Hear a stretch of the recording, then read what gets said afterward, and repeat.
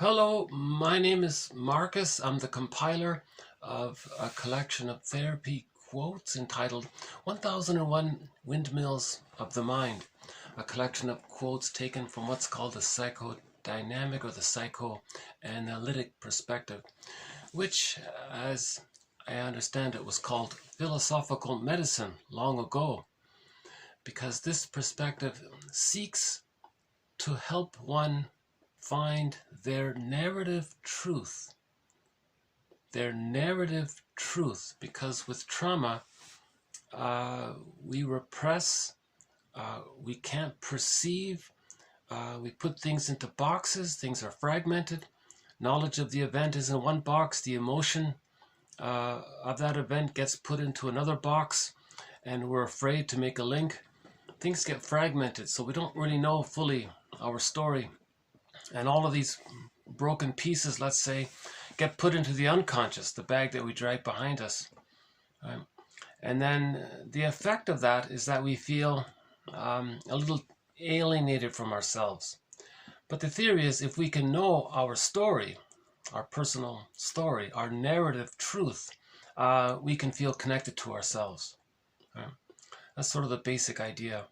And part of this process is to use the jargon that's available to conceptualize, to symbolize, using words, what happened. And then that helps us to feel safe, to allow natural healing linking to take place. Right? So one poet says, psychoanalysis, looking for an egg in a basket that's missing.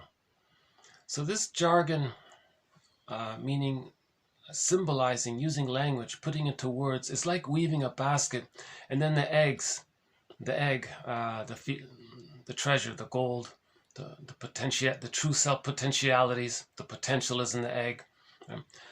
We can find it in the basket, but we first have to weave the basket. So we're looking for our narrative truth. Now, to help weave this basket, 1001 Windmills of the Mind now has over 30 threads, right, that we can use to weave this basket. Right? And each thread is a topic or a theme that runs throughout the series of quotes. In recent videos, we've added quotes to our theme on the topic of the emotion of shame. So that's a key thread. And in the last video, actually, we introduced the idea of the shame awareness meditation, SAM. Because somebody said that shame is the emotion that's closest to our felt sense of identity. So if we read the 50 now quotes on shame, that means we're in touch with our identity, because shame is so close to our identity. So if we can accept the shame, face the shame, right? You know, it's the emotion that springs forth when the baby is shamed by the mother. The baby doesn't get their needs met, they feel shamed by it. It's the inner burn, the burning, biting feeling. It's a painful feeling. The inner burn, someone called it. Pardon me, the inner blushing. Berlger calls it the inner blush. So if we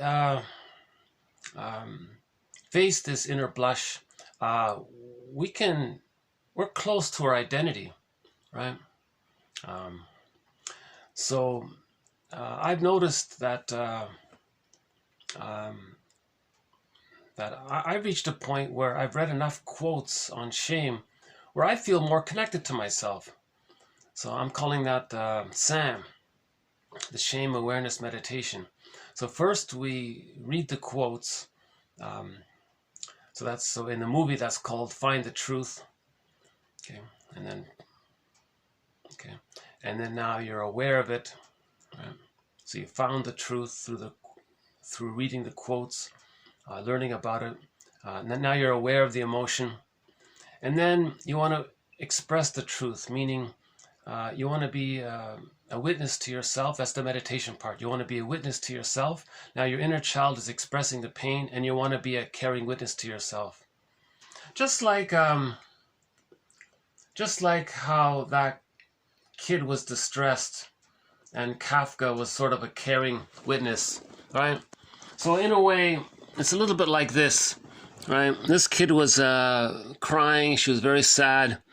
And Kafka here was very sympathetic, and he was very present and comforted her, and she felt better by this. So we want to do this for ourselves.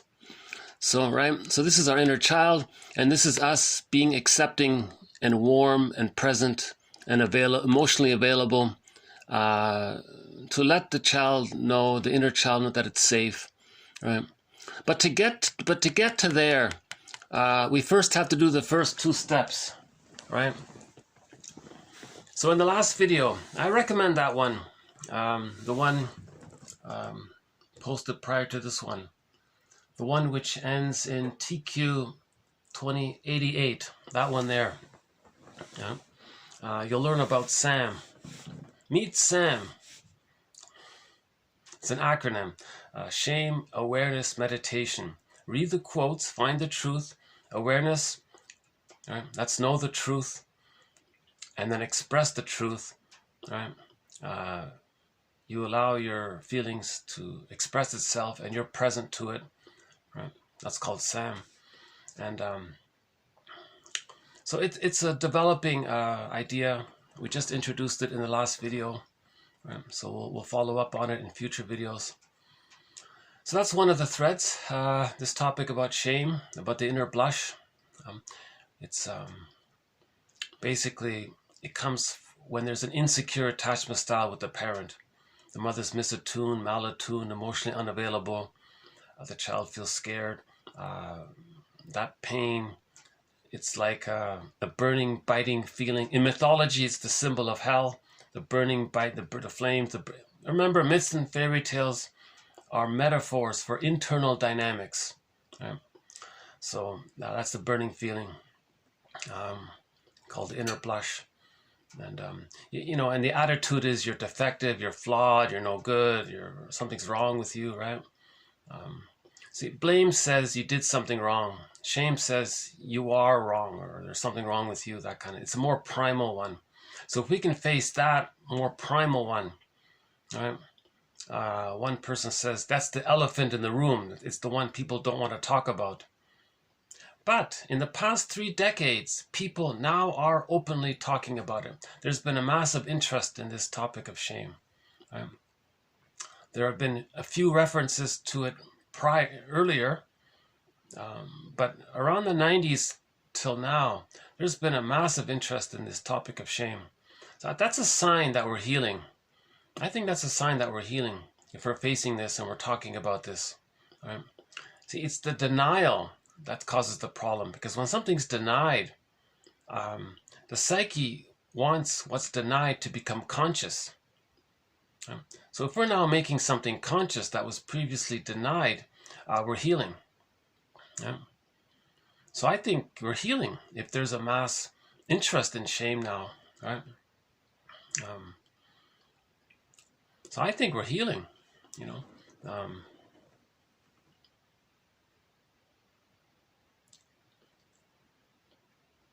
I think there's a kind of a healing taking place underneath it all, right? So that's a key thread. One of the most important threads in this series is this topic of shame, and we'll add a few more in the next video as well. But because I did several videos already on shame, I'm going to take a break and not talk about it in this video. I still want to let it digest. But it may be that's the most, I wonder if at the end of this project, maybe that's the #1 most important concept, right? Facing shame. Right? So Robert Bly helped to bring this into our awareness. The self-help speaker on TV, Bradshaw, helped to popularize it. There's a link by, what's her name again? Lerner. What's her first name again? Rochelle Lerner made a video about shame. There's a link to it. The video is mistitled. If you look up Rokel Learner, the video is Anxiety. That one there. It's about an hour long. It's actually about shame. So we have that Mason and the Fossum and Mason book, Facing Shame, that Robert Bly talks about, and Virginia Satir talks about it. And we have the two books by Mary Y. Ayers, A-Y-E-R-S. She has a book called The Eyes of Shame about attachment. She says if the attachment's broken with the baby, that's shame. And everything we do around it, that's like a cover, like to mask it. Berlger calls it like a rescue station or a compromise formation.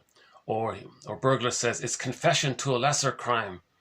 You don't want to admit the true crime of feeling shame, so you admit to a lesser crime of feeling maybe some kind of pseudo mistake, but that distracts you from the major crime. So the major crime is called the elephant in the room, the emotion of shame. So that's just one of the topics. I can't summarize it here.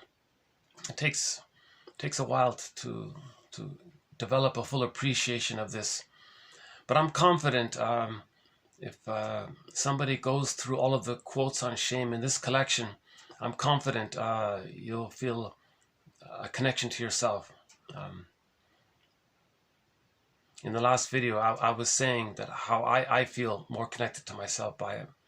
And hence I feel confident that others can too.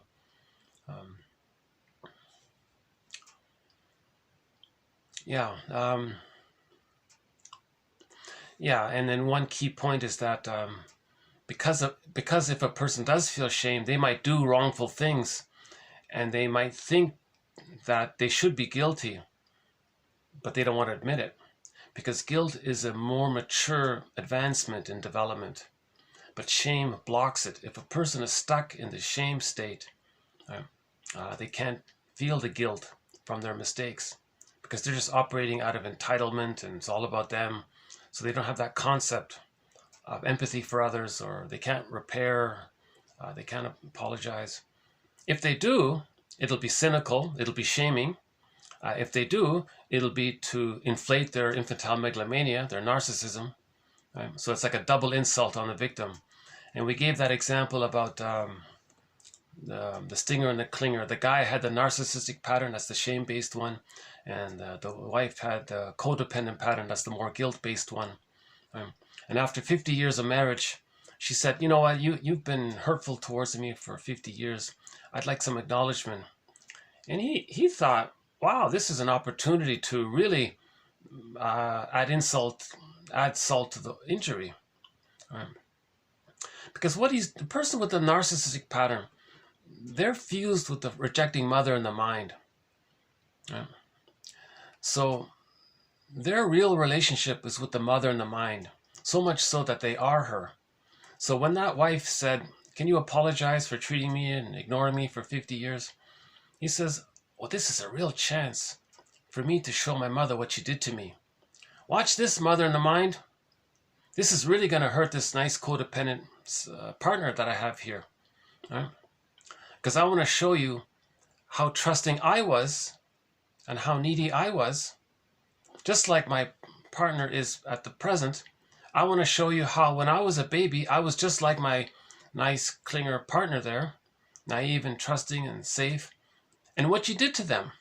You see, now in the present, they're asking for this some kind of reparation and apology, right? See how trusting they are and how hopeful they are? They're like a little child, right? Well, mother in the mind, I'm going to show you what you did to me. I'm going to give them an apology where I make myself so important, because that's what you did, mother in the mind. You were in the one-up position, and then you shamed me. So I'm going to give an apology where I inflate my sense of importance, right? And I'm going to shame them because I want to show you the dynamic that I felt with you when I was young in your care, right? So this is called a negative magic gesture, where a person, it's called identification with the aggressor. The baby felt shamed, he can't take that pain, he identifies with the aggressor. That's a trauma. When there's a trauma, there's repetition compulsion. How does he communicate his anger to get out of that fusion with the mother? Well, he first wants to express his anger. How does he do it? He doesn't have words, he does it through his behavior. So he finds some non-threatening substitute other, so that's the codependent naive wife or husband, right? And they shame them. See, mother in the mind? See that nice person there? They're safe and trusting. I'm shaming them because I want to show you that when I was a baby, I was safe to you and you shamed me. So I'm going to shame them to show you through my behavior how you treated me. I want you to see, right? So that's Berlger says that's their attempt to show the mother up, meaning that's their attempt to express their anger at the mother in the mind. Right? So they're still in battle with the mother in the mind. Now, this is a secondary delusion because who is he talking to? While he's hurting his nice, innocent partner, who is he talking to, really? A memory. A negative memory is like a phantom or a ghost.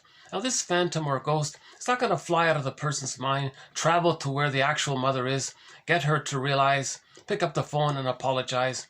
It's not going to happen. Right? Nor are they all going to travel back in a time machine to change the past and the mother does it properly and come back in the present healed. These kinds of things aren't going to happen. So the idea is that this negative behavior, yes, he's expressing his anger at his mother in the mind, right? Using the innocent other as a placeholder image for his devalued shame self. Okay. So he's going to shame his partner to communicate that his mother shamed him. So he identifies with the aggressor. So he's her. He's going to do to himself what his mother did to him. But where is himself? It's repressed. When something's painfully repressed, it's seen onto others. But when they see their unloved self onto others, their shamed self onto others, they choose safe, non-threatening substitute others, right? They could be disadvantaged, or they could be the therapist, however it is that they're safe to you, right?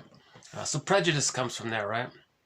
Traumatized people, both people come over whether they just want a better life, and well, they're safe, they're damaged, no one's going to listen to them, they don't have much connections or status or power, they're pretty safe, so you say how bad they are, right? See mother in the mind, see that safe, wounded person who came here all banged up and all this, they're kind of wounded and safe. Well, I'm going to shame them by saying how bad they are, because I want to show you what you did to me. When I was a baby, you shamed me and said how bad I was. Okay.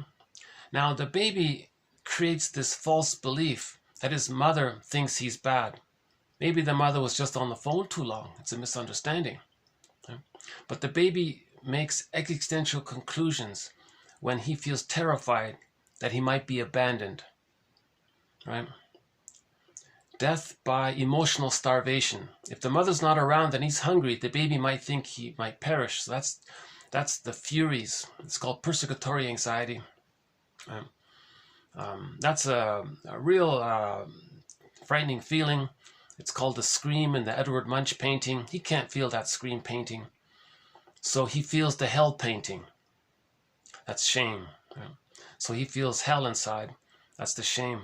But that hell feeling, one author said, that's actually a defense mechanism against the scream painting. Yeah?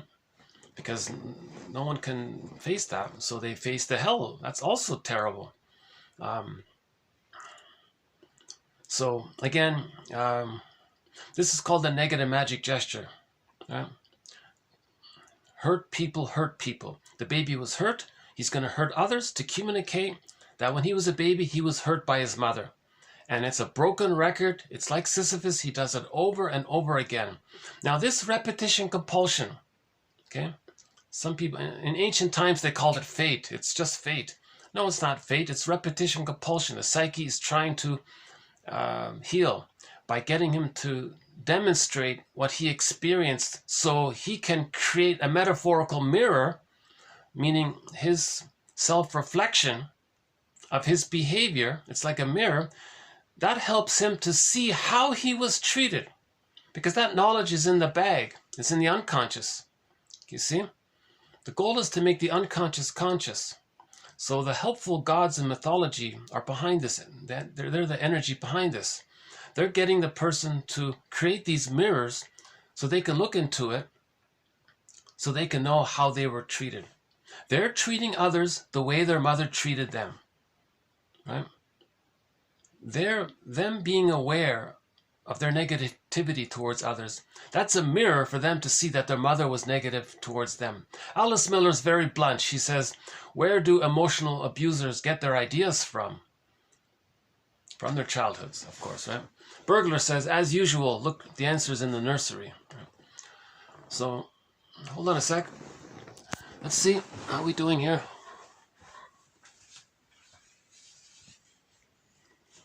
Okay, so it's a...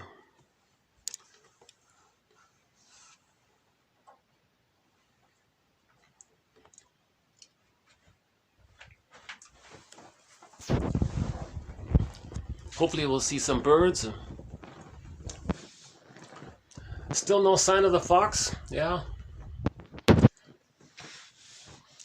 I only had one glimpse of the blue jay. Yeah, it's been quiet with the wildlife. So again, a lot of this is the simplest quote related to this. All of this can be summarized with the quote which says, projection, something you don't know about yourself, it's repressed. When something's repressed, you see it onto others. So your attitudes, your opinions, your judgments, your thoughts, your accusations, your fantasies about others, your beliefs about others, etc. Okay, that's a mirror for what's inside. So projection is the means of bringing repressed material to consciousness. Okay, the Sisyphus behavior of the negative magic gesture, the broken record. Okay, shaming others to communicate that when you were a baby you were shamed. That's called the negative magic gesture, and it's like a broken record. The repetition compulsion is the means of bringing the painful interaction, the traumatic script from childhood to consciousness. Repetition compulsion is the means of bringing awareness to how you were treated in childhood. Now, if the baby identifies with the aggressor, that means he's fused. This is called the narcissistic pattern. Okay, so the baby, all children have infantile megalomania up until the first 18 months. If the true self is lost, shamed, lost, put into the bag, all he has left is infantile megalomania, sometimes called grandiosity or primary narcissism, meaning the baby in the womb thinks it's all about them. The theory is people believe that the baby has no concept of him being a person inside his mother's belly. He just thinks it's all about him. He doesn't understand it as other people. And even when he's born, he thinks that everything around him is just there to serve him, like it was in the womb. Right? Now this hallucinatory, omnipotent fantasy dissipates at 18 months. But if the child is too scared, he holds on to it. If the child loses his identity, all he has left is that hallucination that it's all about him. Okay, it's called taking refuge in the grandiose part self. Okay, Berlger says, right, cynicism gratifies infantile megalomania. So people who are they're negative shaming humor, that gratifies the one-up status. Okay, because the baby thinks it's all about them. Others are. Now, the grandiose part self is fused with the giantess in the nursery. That's the omnipotent other part self. So now, because of the fusion, the mother's shaming him, but he's her, so he's shaming himself. That's a very painful situation. He's constantly shaming himself. Right? In the last video, we showed the opera scene where the woman was always shaming the daughter. That's going on constantly in the internal theater, in the unconscious. There's something criticizing us all the time, sometimes simply called the inner critic. Fairbairn calls it the inner saboteur. and so on. Super ego sometimes. What we do is we distract ourselves from it. So the person will be negative towards others in their negative humor, in their shaming humor. That puts the attention outward. If they see others as being shamed, they feel in the one-up position, the others in the one-down position. That replicates the dynamic of the relationship of mother being in the one-up position over the baby. Okay, so the person is recreating the babyhood scene in the present. It's called transference. Right? Reliving the past in the present. Right? It's called transference. Thinking that if you relive the past in the present, you're demonstrating to your mother how she treated you, then she'll change her ways and you'll feel the love you need. And if you get the love you need, then you can leave her. You can differentiate and know yourself and get your golden ball and have your identity. So the golden ball is the identity. It gets lost in the bag. The golden ball. So we have a thread on Robert Bly's metaphor about the golden ball that's in the bag. Actually, it's in a cage in the bag, and the cage is locked. You need the key. Where's the key? Okay, and so on. So we have to find the key. The key is under mother's pillow, but there is no mother's pillow. You have to make it. That's a symbol for seeing the mother as an ordinary person, not as a goddess or a demon. Okay, so we have a thread on why does the baby use splitting and sees the mother as a goddess or a demon? What's going on there? As described by myths and fairy tales. So those are other threads. Right? But ultimately, the person has to forgive the mother, see her as an ordinary person, face unconscious ambivalence. That's that wholeness of the mother. That's like a circle or a pillow image. Circle. Then you find the key, unlock the cage, get your golden ball. If we still see the mother in goddess or demon in our unconscious fantasy, that means we're still fused with her, and we're denying one side. Right? That means we didn't differentiate from her. Actually, we've even become her, and it's very complicated. That's why the person has no love and gratitude, because they're still in battle with the mother and the mind. The narcissistic pattern, the main emotions are hate, spite, vindictiveness, greed, envy, grenvy, schadenfreude. You know, they can't express gratitude because they're just enraged in the unconscious at the mother shaming them. So what's there for them to be grateful for? So they don't have the psychological equipment or the psychic structure to feel gratitude yet. Their primary focus is to resolve the issue with the mother, right? They're in battle with her, trying to get her to change her ways so that the baby can feel the love they need to leave her. They're stuck there. It's an arrest. The arrested development is there before 18 months. Yeah? It's a fixation at the rejection level of not getting their symbiotic needs. Yeah? Positive symbiotic needs. The baby needs symbiosis with the mother. Okay, that helps them to hatch out of the extended egg. Again, the egg, humans come out too early. Babies need an extended womb. During the first 5 months, the mother has to be a symbiotic object for the baby. Right?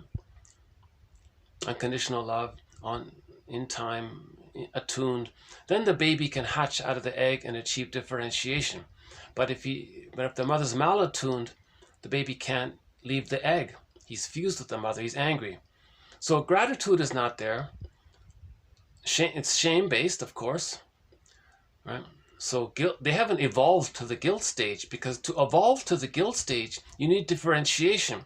But in the narcissistic pattern, they haven't differentiated. They're fused with the mother and the mind, so they can't feel guilt. They'll use the idea of. They might give a fake apology to if they think it'll inflate their vanity, their primary narcissism. At the same time, they're shaming the other, so they're having their cake and eat it too, kind of thing. Right? They're being admired because others think they're so great, and then they're shaming the other, so they're getting their anger out. They're getting their narcissistic admiration supplies met, so they're having their cake and eat it. So they're delighted to give a fake apology, so they can have a chance to inflate their narcissism and get out their anger. because they're still in battle with the mother and the mind. So they're preserving their, so cynicism gratifies infantile megalomania. A key quote by Berlger: cynicism gratifies infantile megalomania, right? They can't feel gratitude or reparation, or they can't even feel tenderness or kindness or affection, you know. That's not there, you know. Now Karen Horney's rolling in her grave right now. If she heard this, I think Karen Horney would say, "Hey, you there, you making the selfie video, you're being too reductionistic, you're being too simplistic," you know. And she might say, "You know, I've known curmudgeons, and curmudgeons can, you know, they have their own love language. You know, you don't be so, put people into boxes like that."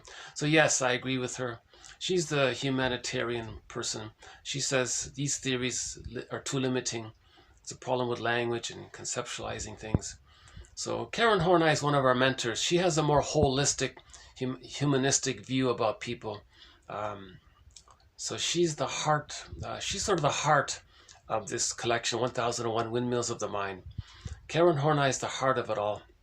Edmund Berlger is sort of the gutsy side. He speaks very directly. Our other mentors represent sort of the mind side of it all. So some of our mentors represent the theoretical models. For example, in our first quote here, we'll do a quote about object relations theory. That's the mind side, the theoretical side. Right? Fairbairn, Klein, Mahler, Masterson, that's sort of the intellectual side. Right? And we'll do one from Berlger. So we'll have a quote from Berlger, so that'll be one from the gutsy side. I don't have any from Karen Horney in this video, but we'll have some Karen Horney quotes later on. Hold on a sec. Let's see.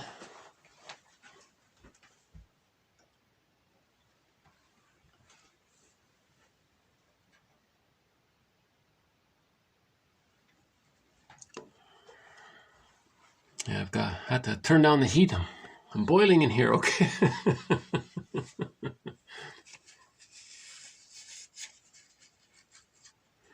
Yeah, okay, you can see the water views there. That's nice. That's a fairly clear view of the water down there. That's nice, yeah. There's no way I'm going to cut down that tree. I love that tree. So I'll happily keep the tree there. In autumn, we get the leaves, the nice red leaves.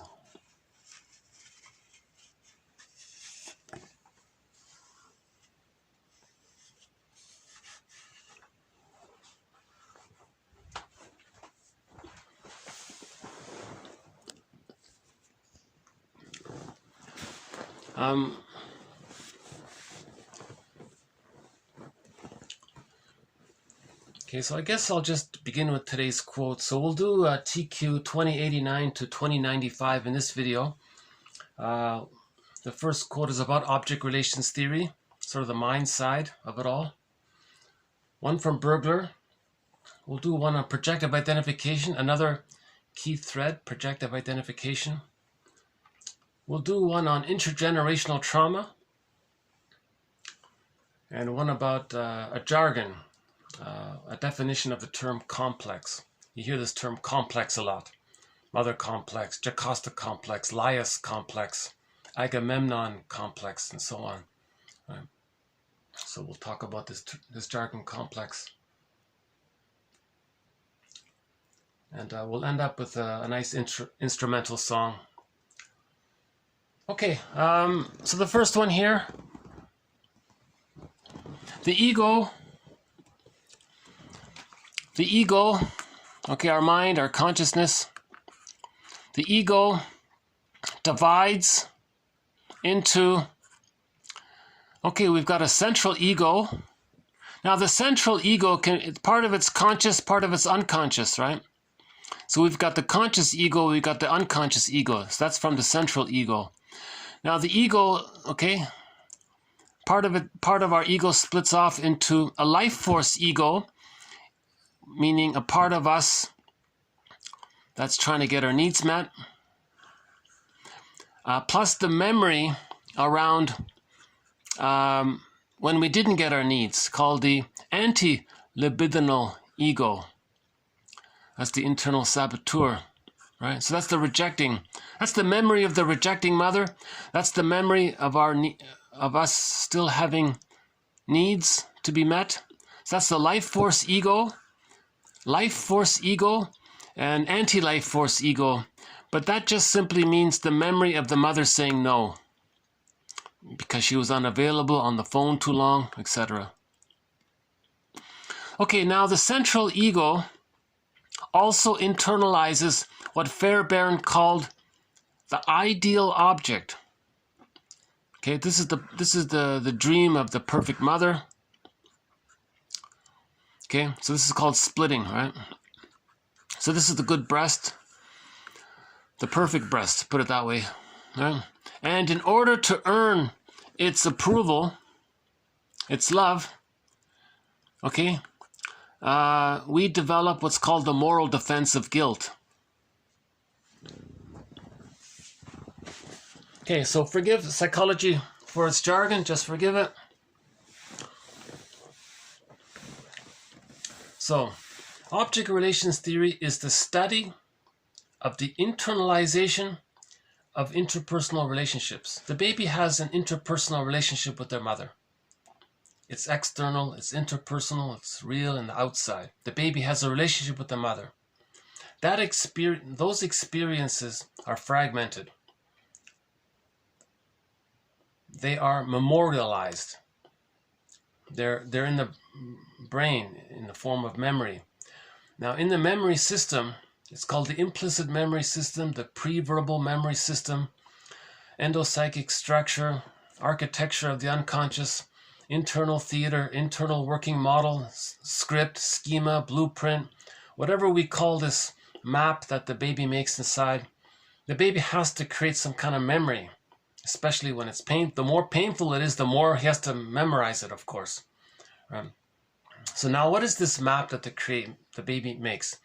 He has a map inside that he refers to in later life, by the way. So we want to study this map. What's this map that the baby creates? A concept of himself, a part self-representation that receives love from a mother who's soothing him, on the condition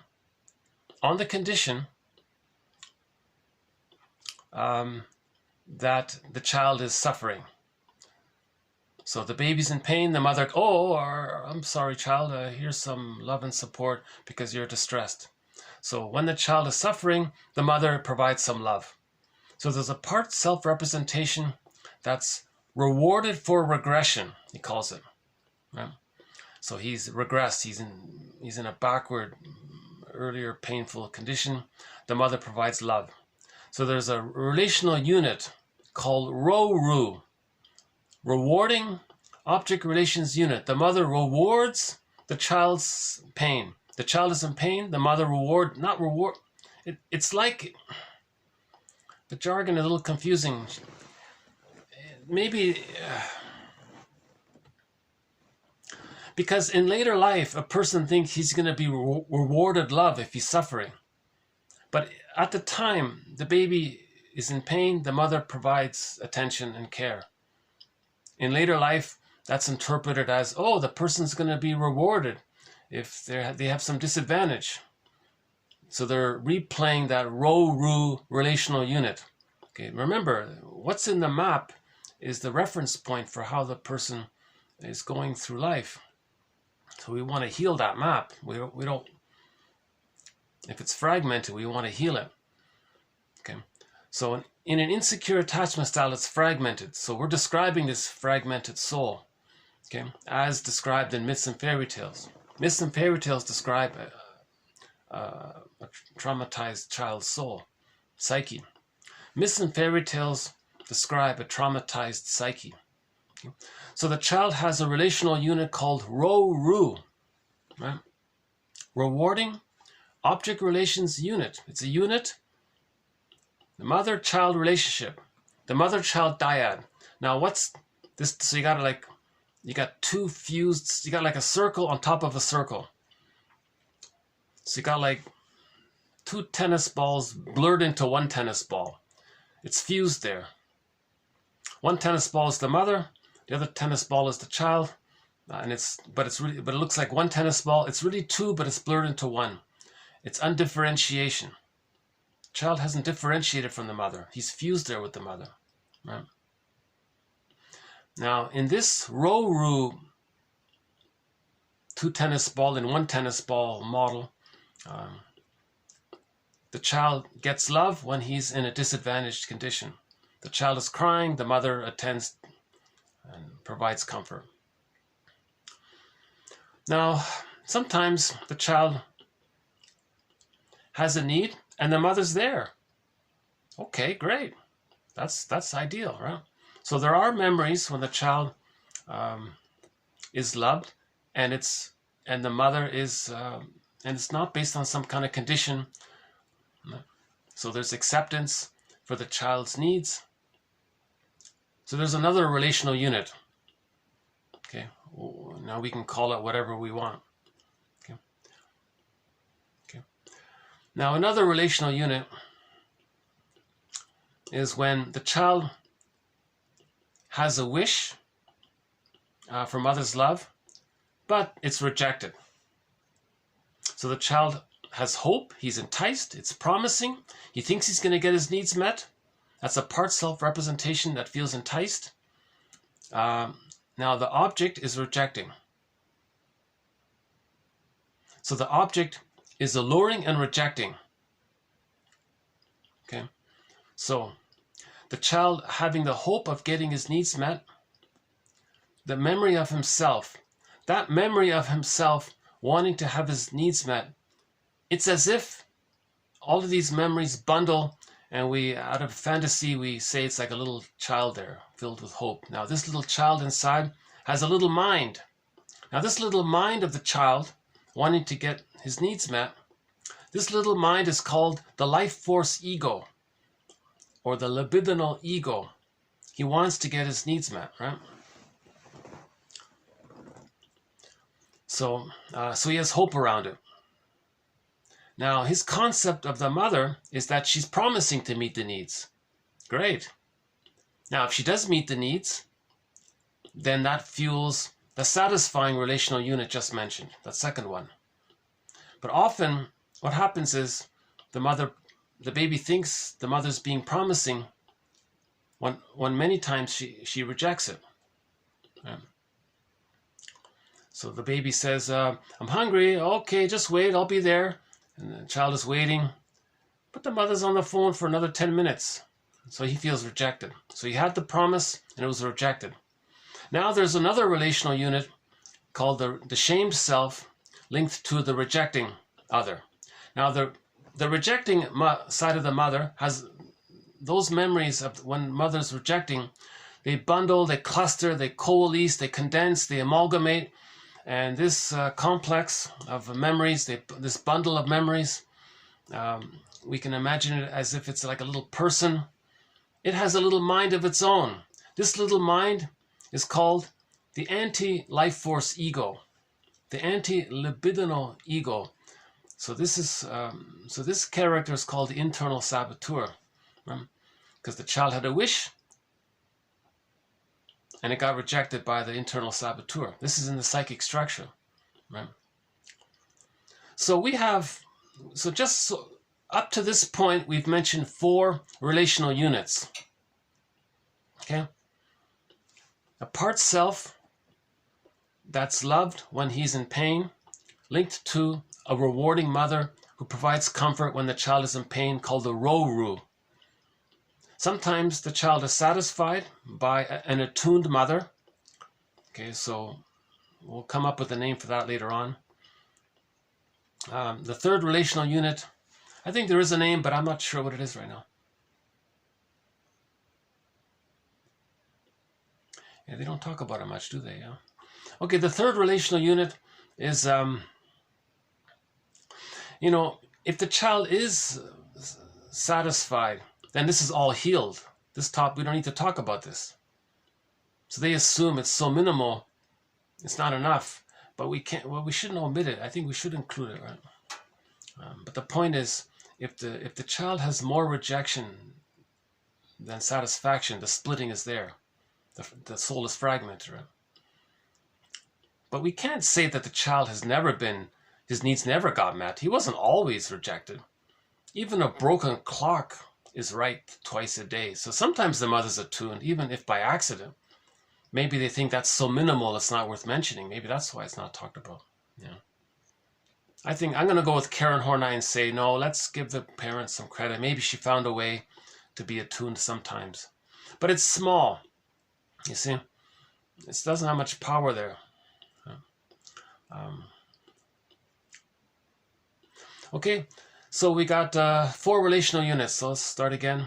A part self-representation that feels loved when they're in pain, linked to a part self-representation of the mother who's rewarding.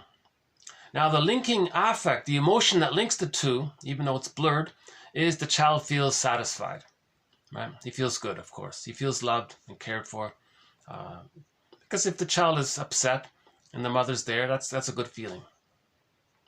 Now, another relational unit, the child has a wish. The mother is attuned. Oh, he feels very good by that. I think he would feel great by that. That's like a golden feeling there. That's an even better feeling. But those moments are minimal, right? Now, what's more common, in a dysfunctional family, what the norm is, with an insecure attachment style, the very strong side is that the child has lots of hope. So he's enticed, linked to a part representation of the mother that's enticing, alluring, promising, etc. That's a relational unit. Now, very side by side, the exciting mother is the rejecting mother, right? Just read that self-help book, Why Men Love Bitches, right? The book advises women, be promising, be alluring, and then be rejecting. You'll tap into their unconscious, and that's how you hook them, because they're going to want to master the trauma with their mother of being promising and rejecting. So you want to hook them, just repeat what the mother did. A terrible advice. I don't like it, but it's a massive bestseller, and that's the advice.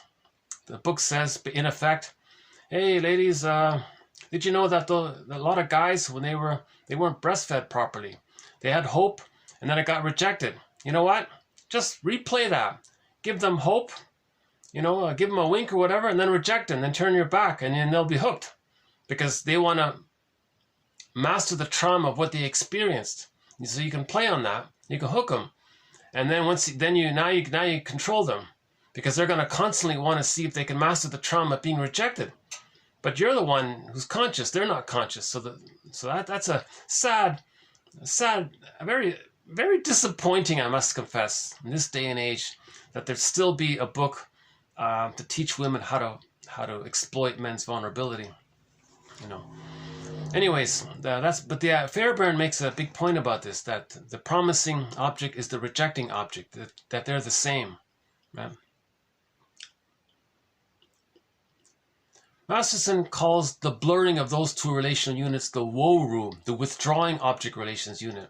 So when the child has a hope for love, the mother withdraws her availability. Her love availability is absent. Her maternal life force, essence or whatever, presence is unavailable. So Masterson's very polite. She just says, well, it's unavailable. Fairbairn's direct. He says, no, it's rejecting. From the baby's point of view, he feels rejected. Masterson says, well, let's just say it's unavailable. How are we going to heal if we use terms like that? So Masterson's one of our mentors. Oops, okay. Okay, so we got 4 relational units. I don't know how clear I was, but I'm not sure if it's helpful to repeat it. So there are 4 relational units. All right? Self that feels bad, linked to a loving mother. self who got his needs met, self who felt promised, enticed, linked to an enticing other, self that felt shamed by a shaming mother. So 4 relational units. That's fragmented. That's a fragmented soul. Now a person's going to go through life viewing experiences through those 4 relational units. Now there's 8 characters in there, right? 4 parts of the self, 4 parts of the other. They can identify with any one of those 8 characters and project, assign, attribute any one of those 8 characters to other people. And they're going to replay that scene with the mother over and over again. They can flip it around. One minute they can be the shamed self and see the others as the shaming other. One minute they can identify with the shaming mother and see the shamed self onto others and shame them, and just replay the dynamic. Or in the alluring unit, the person can identify with the alluring one. That's the bitch's book.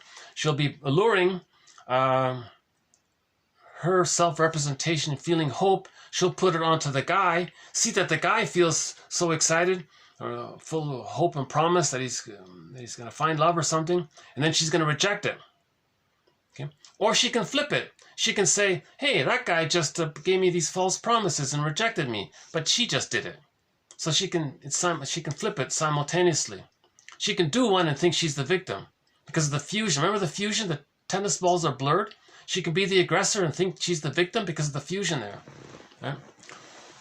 Or sometimes maybe she taps into the times when she is attuned.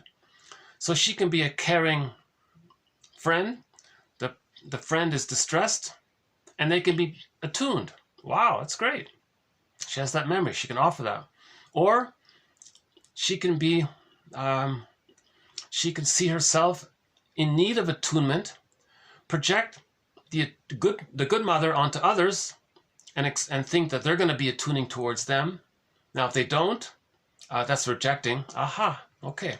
So, if the person identifies with the need to be attuned, that's the enticed self.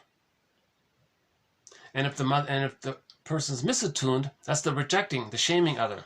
You see, so maybe that's why there's only 3 units, not 4. Or the person can identify with the rewarding other when the person's shamed. So if the other person is feeling in pain, they can say, oh, they're disadvantaged. Oh, then I'll be soothing. They're there now. Or if they feel in pain, they expect other to say to them, they're there now. They don't really want that, but that's the relational unit they're replaying. Right? So they go through life playing those relational units just mentioned. That's dysfunctional. That I feel painful just even conceptualizing this model. It's a very painful thing to operate in this way. In normal development, the mother is more loving than frustrating. Then the image of the other is whole. The image of the self is whole. And the two tennis balls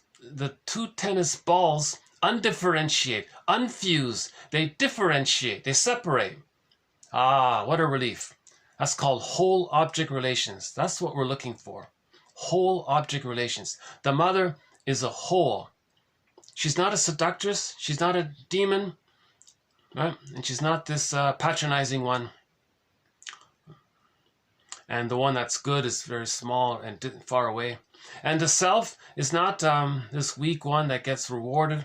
It's not this naive one, and it's not this shamed one. The self is whole, and it's accepted. Now, the concept of whole self object and whole other object, okay, that's I'm okay, you're okay, right? No bird.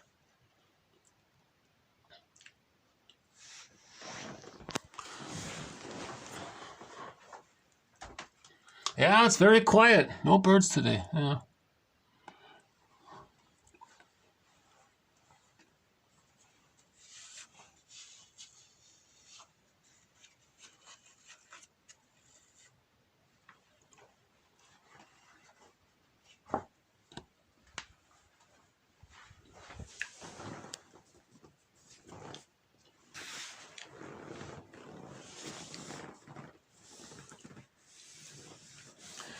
I think the best way to understand this is to read Masterson's book. Masterson has synthesized object relations theory. He's the one that came up with the relational units. Ro-ru and wo-ru relational units. So the goal is to heal a fragmented... you see, if it's fragmented like that, that's called splitting. Okay. Now, these images are fairy tale, mythological images. The child thinks in primary process, called primary process thinking. Alice in Wonderland, myths and fairy tales. It's another world, right? So it's goddess and demon, basically.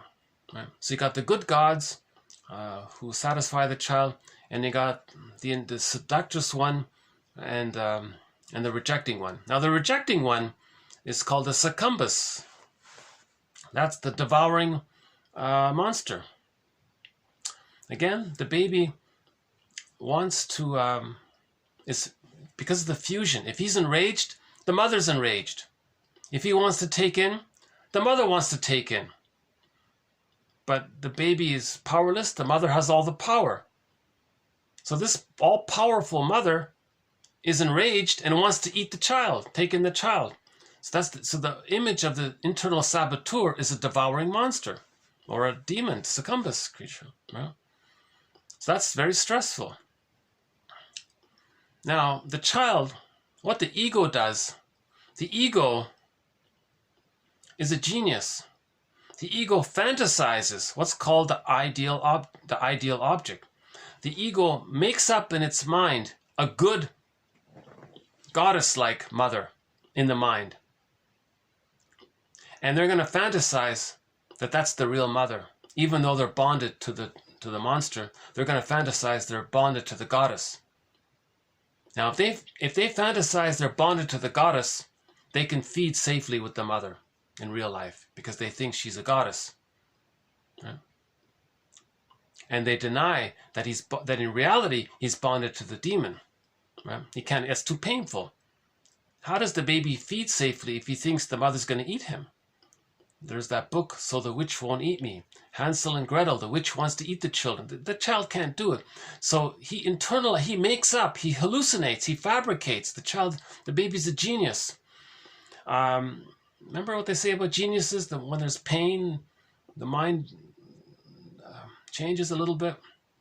So the baby invents this goddess image to survive this. Okay, so that's what he means by the internalization of the ideal object. The ideal object, so you've got the ideal object, that's the goddess, fantasy goddess. And you've got the shaming object. That's called splitting. Now the mother isn't a goddess or a demon, but in the baby's fantasy world, the mother's a goddess or a demon.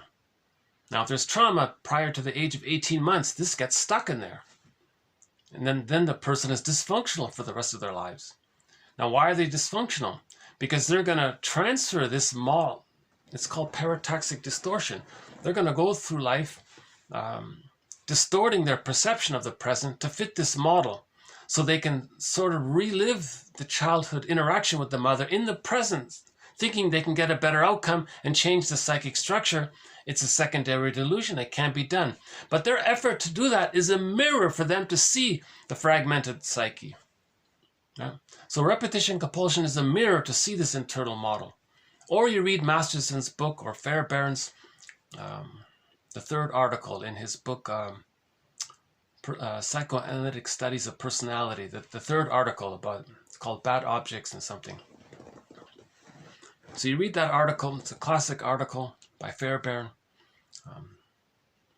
I think Solani's book is good. David Solani summarizes object relations theory as well as Masterson. I think Masterson and Solani have done a great job. Guntrip a little bit, yes. Horner a little bit, yes. A couple of others. MacArthur, Dorothea, is that the one? Dorothea MacArthur, that one.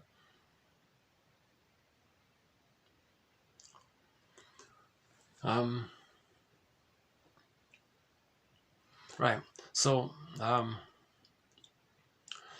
so that's called splitting. The baby internalizes the fantasy of an ideal object. Now, how does he, in order to relate to this ideal object, he has to accept that he is, to keep her good, he maintains that he's bad. That's why he fantasized that she's a goddess, to compensate for how he feels. So he feels no good and the mother's all good. Right? That's called the moral defense. When the baby says he's no good, that just means he feels shame. Right? So the religious dogma, they say original sin, that just means the baby feels shame with the mother's misattunement, using the bottle and the schedule, making the baby cry at night, being misattuned, the baby's hot, the mother doesn't get it, the baby's cold, the mother doesn't get it, doesn't give him a blanket, baby's wet, the mother doesn't get it or does it wrongly, or she's too rough in her handling, she's too aggressive in how she handles the baby, there's no warmth, or there's no hugging, there's no feeling. So these things shame the child feels shame. Right? That's all they mean that's what one author says in the recent video. So that's the shamed self. The child wasn't born with that. The child was born with original trust, original faith. And then the shaming came in with the misattunement. Right? There's another thread that runs throughout the series about why a mother's misattuned. Right? So I won't go into that here.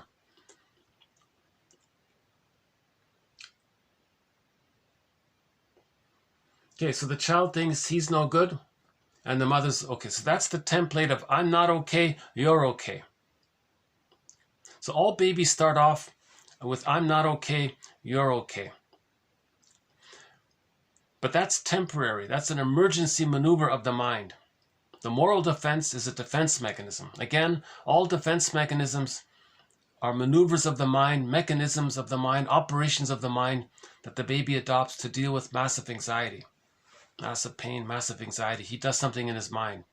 So he'll come up with the existential conclusion that he's no good, he's shamed, and the mother's all good. And that's how he's coping. At the age of 18 months, there's a critical point. If the mother's still misattuned, malattuned, unavailable, rejecting, shaming, the child gives up. He can't hold on to the I'm not okay, you're okay mindset. He does a really desperate maneuver. He identifies with the aggressor. His shamed self, he's going to see onto others for the rest of his life. Okay? So for the rest of his life, he'll be cynical, sardonic, shaming, put negative towards others. It's called the hostile mind. Right? He'll identify with the aggressor. The theory is, with trauma, the child's libidinal ego, life force ego, got really squelched.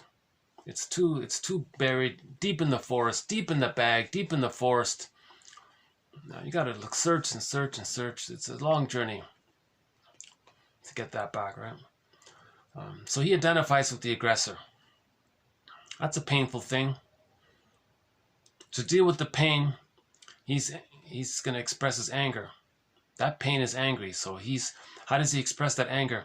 He's going to show up the mother. He's going to say to everyone, look everyone, look what my mother did to me.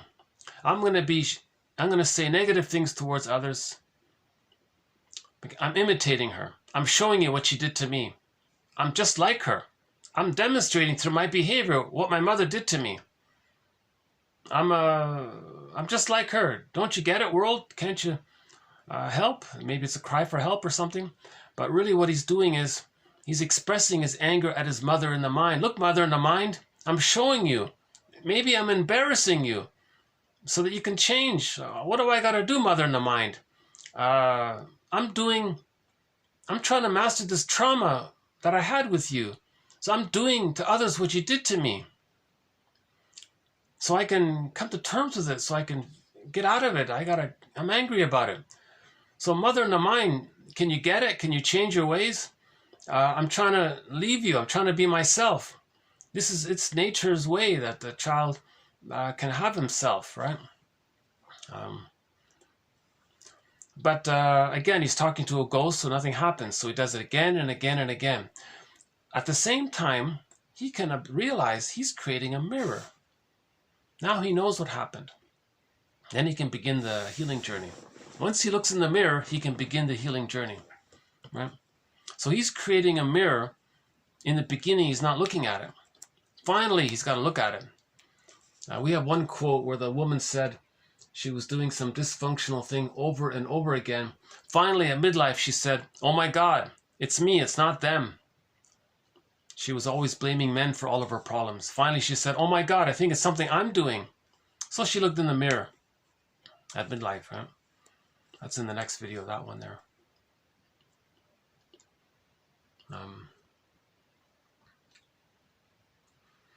So that's another defense mechanism. That's a key thread called identification with the aggressor. That's a key thread that runs throughout this series. The moral defense, briefly mentioned here, that's a key thread throughout this series. But what this quote is talking about is the idea of the ideal object. Again, okay, the ego divides into, so we've got a central ego, the main mind. So part of it's conscious, that's great. We want to build a conscious central ego. But the central ego, we have the unconscious ego. Now this unconscious central ego splits into the life force ego to serve our needs. So that's the mind of the inner child having hopes and dreams and wishes, right? Life force ego, that's the mind of the inner child who needs love. But the memory of when the child was rejected. Now, when the mother's rejecting, the child has to take that in to master it. The child actually thinks he might try to master the trauma of the rejecting mother. That's why he takes it in, because he's trying to control it. Because if he can anticipate the mother, maybe he thinks he can control it. Or maybe if he gets to know the rejecting mother, maybe he can imitate her and master he's trying to master the trauma of the rejecting mother. Okay. So this memory of the rejecting mother, okay, constantly in a timeless state, devaluing him. This repetition, this anti-life force memory is called the internal saboteur, the internal critic, whatever you want to call it. Berlger once called this the fifth column. You know, something within you that's hurting you, that kind of thing, right? Okay, the central ego also internalizes what Fairbairn called the ideal object. See, the baby is bonded with this is the demon creature, right? The internal saboteur, right? The inner critic. The baby is fused with the internal saboteur, right? So much so that they become the internal saboteur themselves. They become the cynic outward. So they are cynical people, right? Now, this is very painful, to be impinged upon by the mother and then you become the impinging mother on others. This is a very painful thing. So to cope with this pain, they hallucinate that there's such a thing as a perfect mother. The ideal object is the perfect goddess mother. Now he's going to fantasize that he's relating to this. Okay. Now,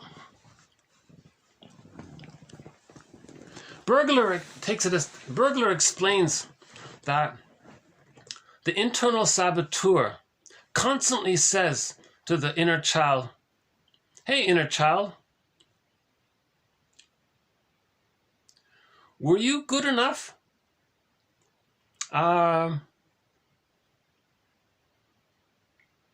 to save the goddess image? Were you good enough to save the fantasy perfect mother?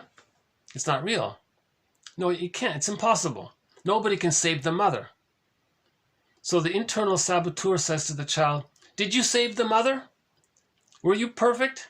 Because the ideal object and the goddess and the demon, if they're together, that's the Kali image. That's why people like that Kali image. The Kali image is a blurring of the frightening mother, the devouring monster mother, and the loving, helpful, supreme, divine, loving mother. It's a blurring there of the two, right?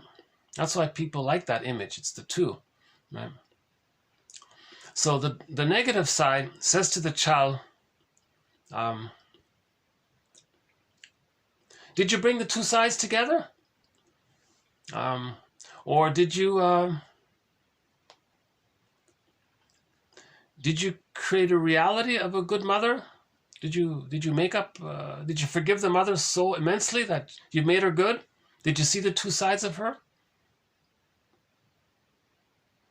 The inner child will say, I don't know what you're talking about. So the inner critic criticizes them. So he has a wish, but the inner critic says, wait a minute, you weren't good enough. You weren't good enough to heal your mother, so you're criticized. Again, the inner critic says to the person, did you save your mother? No, I don't know how to do that. Oh, then you're criticized. Again, did you save your mother? No, I don't know what you're talking about. I don't know how to do that. I can't be. Sarno says you want to be a perfectionist and a goodist. But no matter how perfect you try to be or how good you try to be, it can't be done. No baby can be an actual breast mother for the physical big giant mother. It's impossible. No baby can be a literal breast for them. It can't be done. The baby can't feed the mother. The mother's there to feed the baby. It's not the other way around. So the inner critic keeps saying that. Hey, baby, did you save your mother? Did you feed her? Did you please her? Because that's what the mother wants, right? Many mothers want the babies to save them. That's a huge curse to give onto a baby. Because in their memory system, they're going to have this permanent inner critic berating them constantly saying, repeating like Sisyphus, did you save your mother? No. Inner critic. You had a wish? Wait a minute, you can't get that. You didn't save your mother. You can only get your wish if you save your mother. So he's stuck there. Okay, how does he save the mother? So now we got to heal all this. We got to forgive the mother. So at midlife, maybe we're older or wiser. We read a bunch of books. Okay, at midlife, okay. We got to realize the mother was trapped in her existential dilemma. She was a product of her times. She didn't get a secure attachment style. She was cursed, meaning repetition compulsion.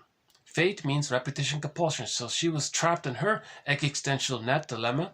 So that's forgiveness. Then we are forgiveness brings the split images together. So that's why we like the Kali image. The Kali image is the two sides. But that's still in the mythology world. We want to humanize the Kali image. The Kali image is in the myth world, but it's a union of opposites, right? Now we want to humanize that. When we humanize that Kali image, make a person showing two sides, then we can differentiate and know ourselves. Then we get the key, unlock the cage, we get the golden ball. So we got to heal the splits. We differentiate. That's the pillow. There's the key. Now there's the ball. Right?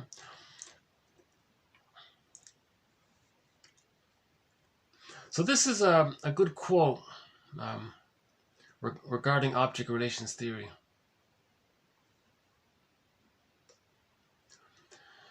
In the meantime, before a person reaches midlife and realizes this, in their false attempts to recreate the past and the present, they're going to engage in what's called identification with, they're going to engage in what's called projective identification. So back to that traumatized, fragmented psyche. Before we heal the splits and then get the key and the ball, before that time, in the meantime, we have to recognize what's called projective identification. So this means the baby and the mother are nursing. They're fused there. The baby thinks that the breast is an extension of him. If the baby's distressed, he thinks he's coaxing the breast to feel what he's feeling. Now, if the breast mother feels what he's feeling, the baby thinks the mother will be attuned and meet the baby's needs. Everything's good. If this doesn't take place, they're going to go through life still trying to do that. So the question is, how do we describe this phenomena in that present, in the biological adult present? How do we describe this? So how do adult children replay that thing. Okay, so what I'm talking about again is the baby's at the breast. If the mother's attuned, that's great. That's a secure attachment style. That's good. If the mother's misattuned, the baby's distressed. The baby hopes that if he's distressed, he can make his mother feel distressed. Because if the mother's distressed, then she'll respond and be attuned and meet the baby's needs.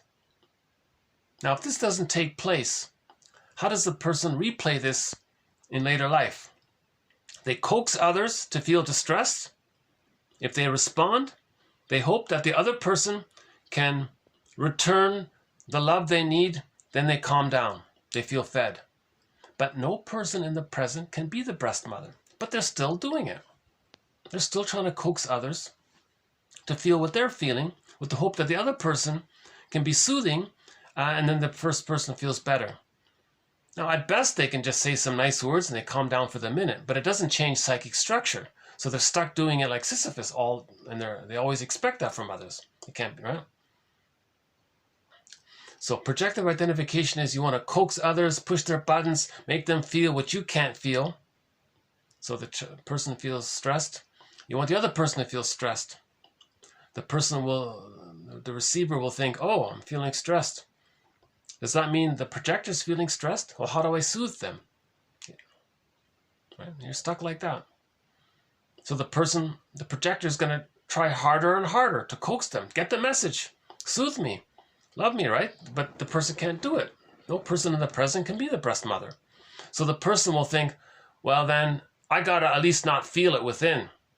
So to not feel the pain within, the shame within, they want to see the other person shamed. If they can see the other person shamed, that distracts them from feeling the shame within. Okay, this is called the shame fallacy.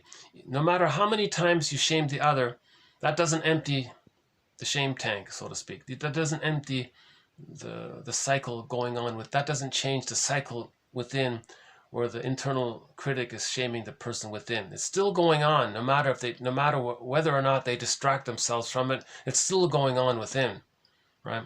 All they did was distract themselves, right? When you're feeling upset, you might distract yourself. If you're in a bad mood, maybe you watch a sports game, you distract yourself. So you just distract yourself. Or Sarno says if you're having unconscious shame, you might get a physical symptom, and then you focus on the symptom, and all you do is think about the symptom. You don't talk about what caused the symptom, you just talk about the symptom all day long, right? So the symptom is a distraction, and you're invested in, just don't talk about what caused it, because the purpose of the symptom is to distract you from the pain. So a person shaming others, coaxing others to feel shame, that's like creating a symptom. So the other person, okay, the scapegoated person, or the troublesome child, the difficult child in the family, he's the symptom. So the troublesome child in the family causing problems, he's like the symptom. That's a distraction from the parents feeling what they can't feel, right? So children express what's going on in the family that the family's not feeling. Children will express it to serve as a distraction. They're the symptom. Just like some person has a physical symptom. It distracts them from the real issue. In a family system, the child is like the symptom. It's sort of analogous, they say. Yeah. So projective identification. If the person is not going to get the love they need from, nobody can provide that kind of love. So they want to create a distraction for themselves. So projective identification is, okay, the projector feels shame. Let's push their buttons. Let's find out where they're vulnerable. Remember that joke? Every mother knows how to push their children's buttons because, hey, she sewed them on. So the person's going to look for where they're vulnerable, the V spot, the vulnerable spot. Throw salt on it, right? And then they see a demonstration of the other person expressing their pain and shame. That's an approximation of the other person offering some kind of empathy for the person. It's better than nothing, they think. Oh, in other words, they want a reaction. If they get a reaction, that distracts them from the pain within. So all they want to do is get a reaction from others. They want to see their shame demonstrated by others outwardly. That distracts them from their inner shame. So they always want to get a reaction. Right?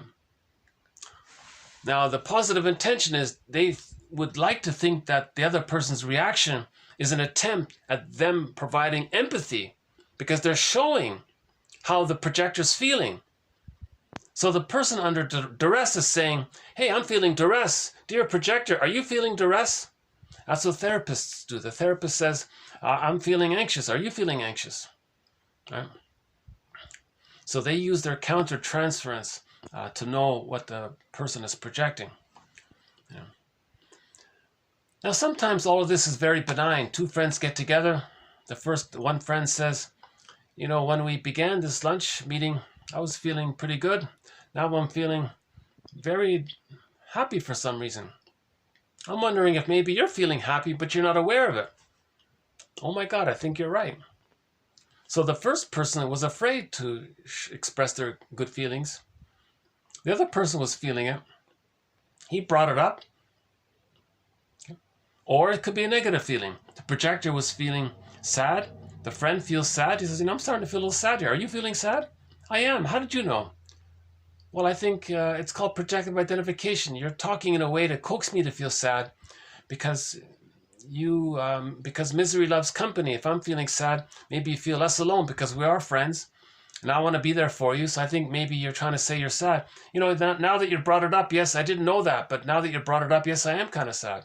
So misery loves company. So friends can do these little things and they can talk about it or be company, provide company for each other, those kinds of things. So a lot of it is benign. But in something like prejudice, okay, prejudice, there's a person engaged in prejudice, they experienced very deep shame.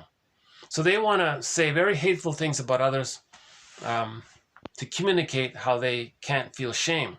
They want to see others show some distress, some dysfunction, some problem, right? Because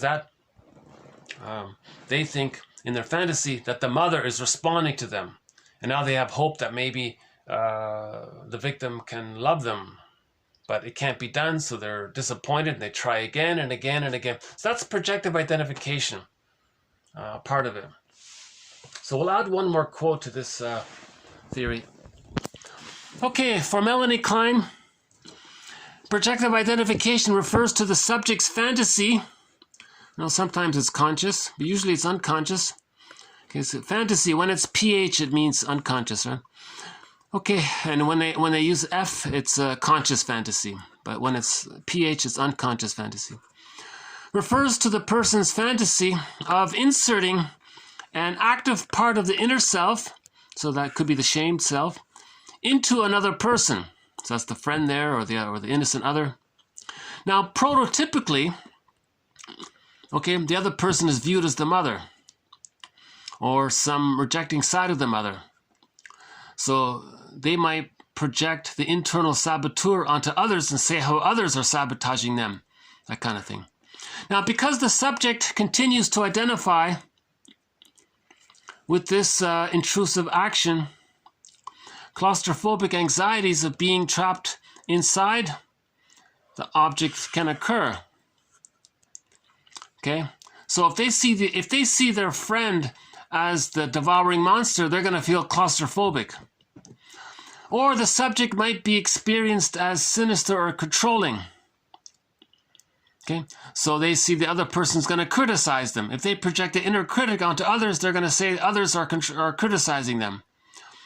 In describing projective identification, Klein was concerned with the psychic activity of the subject, the projector, right? The person projecting. Right?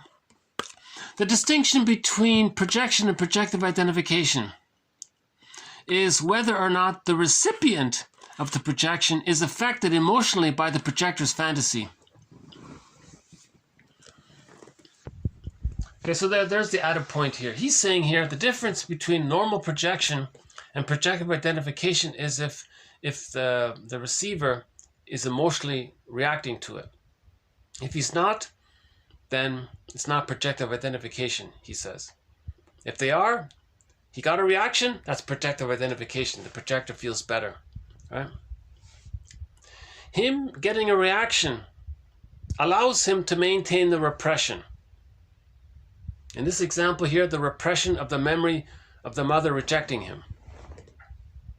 Him getting a reaction allows the ongoing use of repression. He can't face it, it's too painful, so he sees it outward. So if he gets a reaction from others, he feels a distraction, therefore he feels a little better. Now if he doesn't get a reaction, he's going to try harder and harder to coax the other person to react. That's the idea, right? Yeah.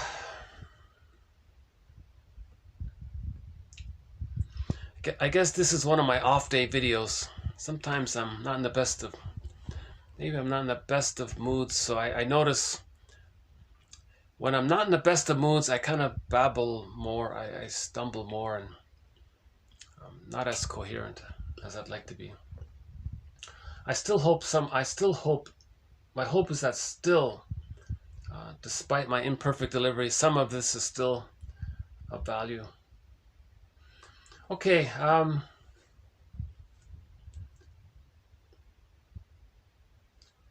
just a quick quote here about the schizoid pattern. The person feels very emotionally detached. They have a false self to mask that. Sometimes the false self is called the as-if personality. Right? They just mimic others and they think that's their... We don't know much about this. Someone named Helen Deutsch has a thing called the as-if personality.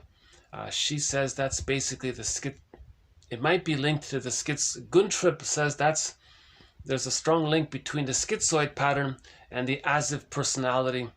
So we'll just add one quote to it. The as-if personality type, okay? It's because there's a real loss of object cathexis.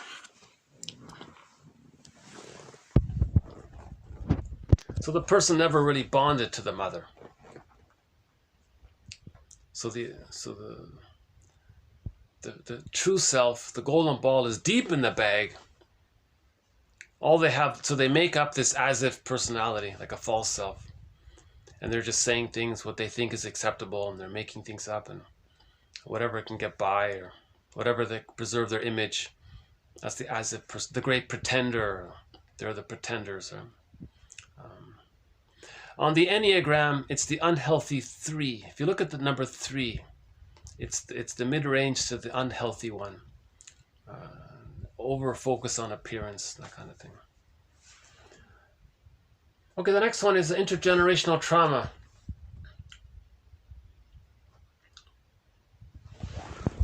Okay, so one version of it is this. Okay, Gamble and Kogan. Maybe I'll take a little musical break.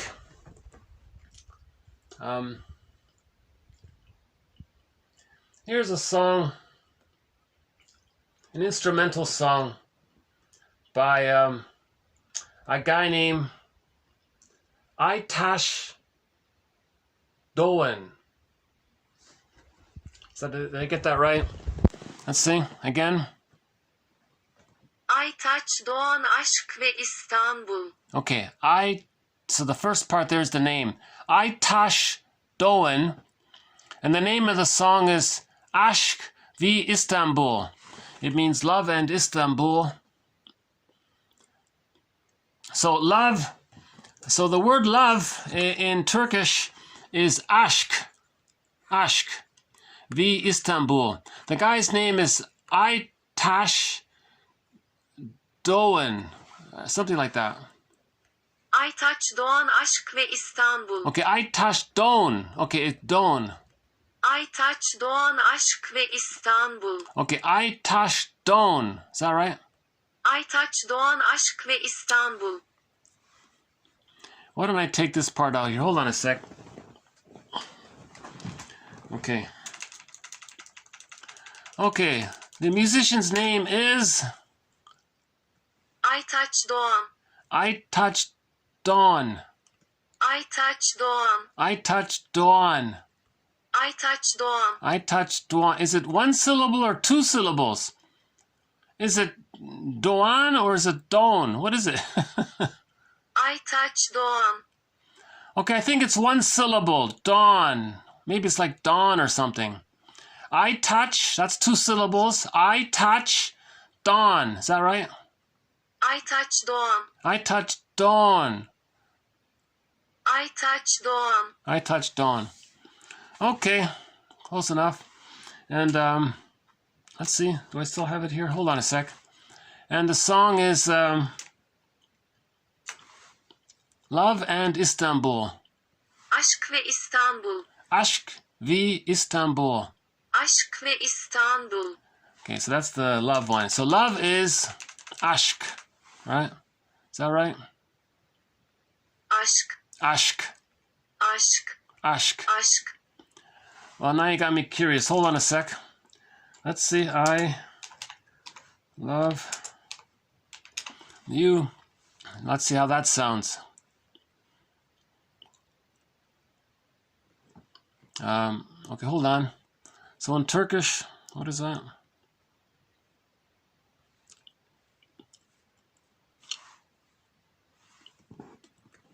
Turkish. Hold on a sec.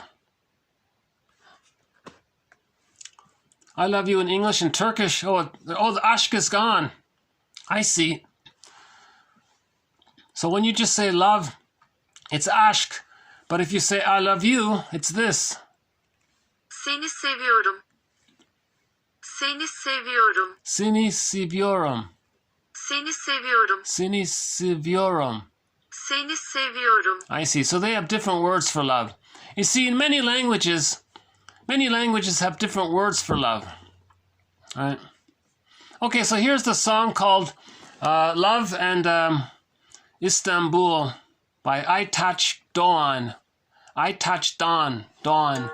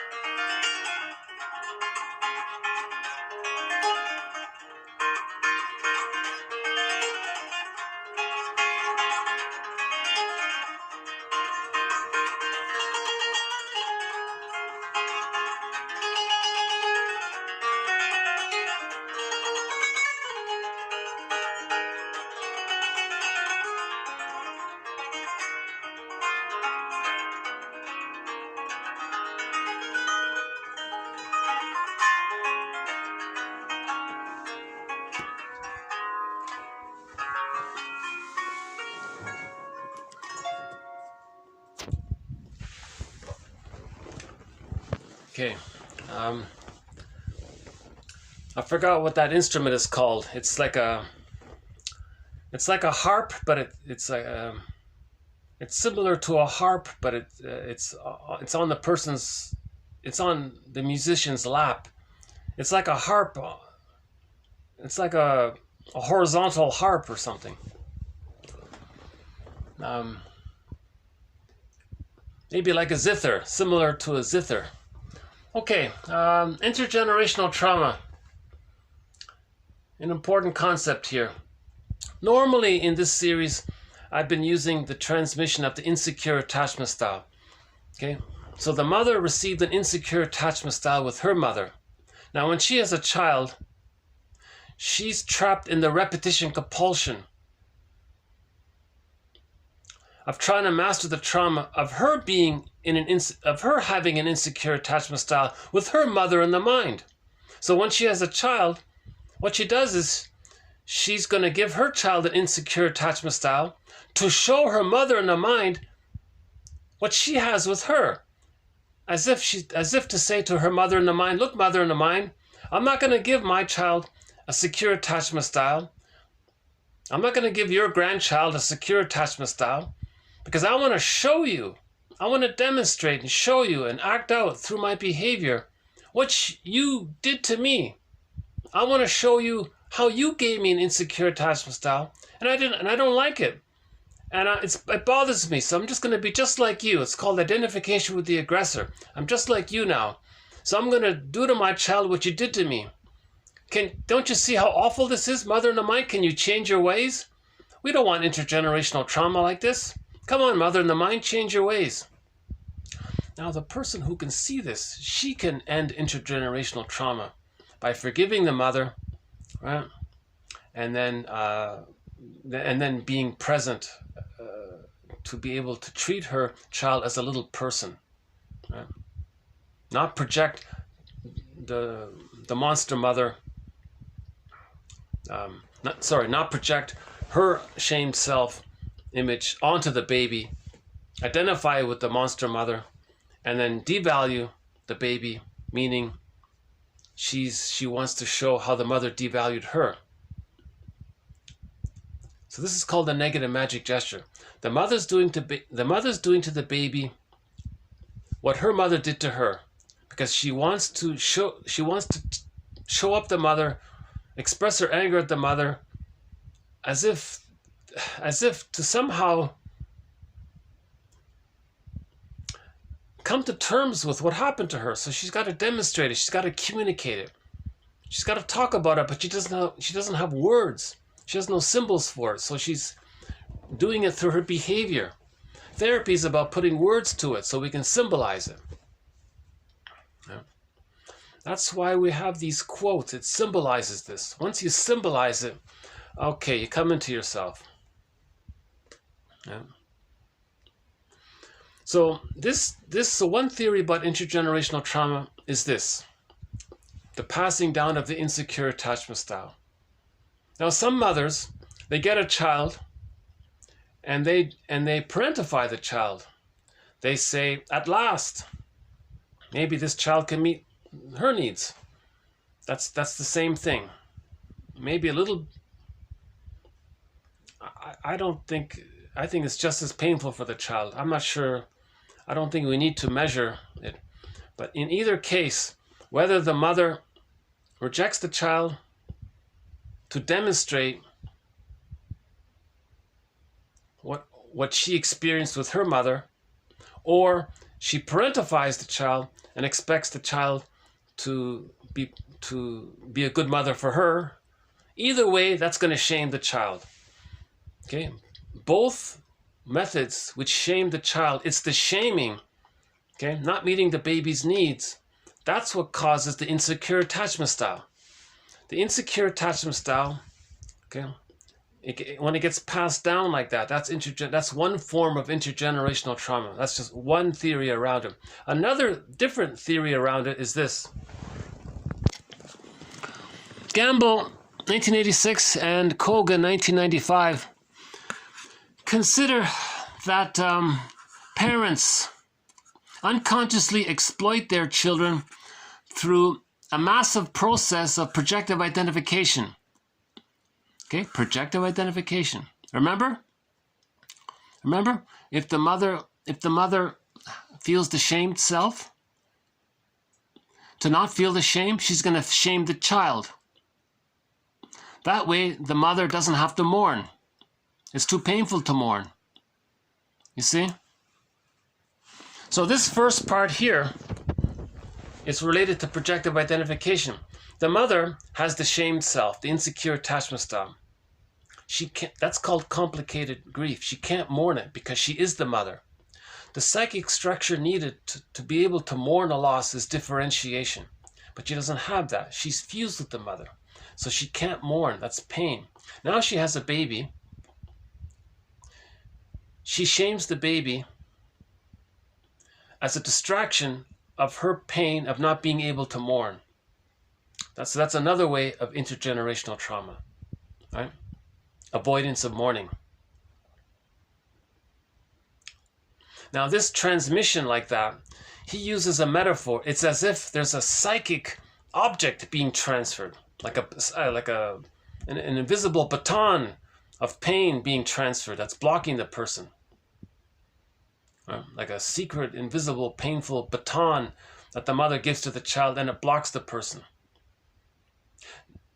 Yeah, by the way, yeah, when the child is blocked, they can become, it's a different topic, but one theory is when the child has trauma, there's a block there, maybe suddenly there's a release, they can become a genius, they said. And a separate topic, that's for the next video. I just read a quote, a theory around why some children, why somebody like, I'll fill in the blank, why they were a genius. There was a theory around that. Okay, anyways, back to intergenerational trauma. The mother can't mourn. She has a baby. To maintain not facing her pain about not being able to mourn, she wants to mourn, but she can't. Something passes to the baby. Something gets put into the baby that allows the mother to continue to deny her complicated grief. So the baby is like a distraction in a way. The baby's a carrier. In other words, the baby's like a defense mechanism. The baby's like the traumatized baby's now like a symptom. So projective identification, the baby's going to identify with whatever it is in the mother that helps the mother not face the pain of mourning. Something like that. Okay, to contain the mourning that they would otherwise have to feel themselves.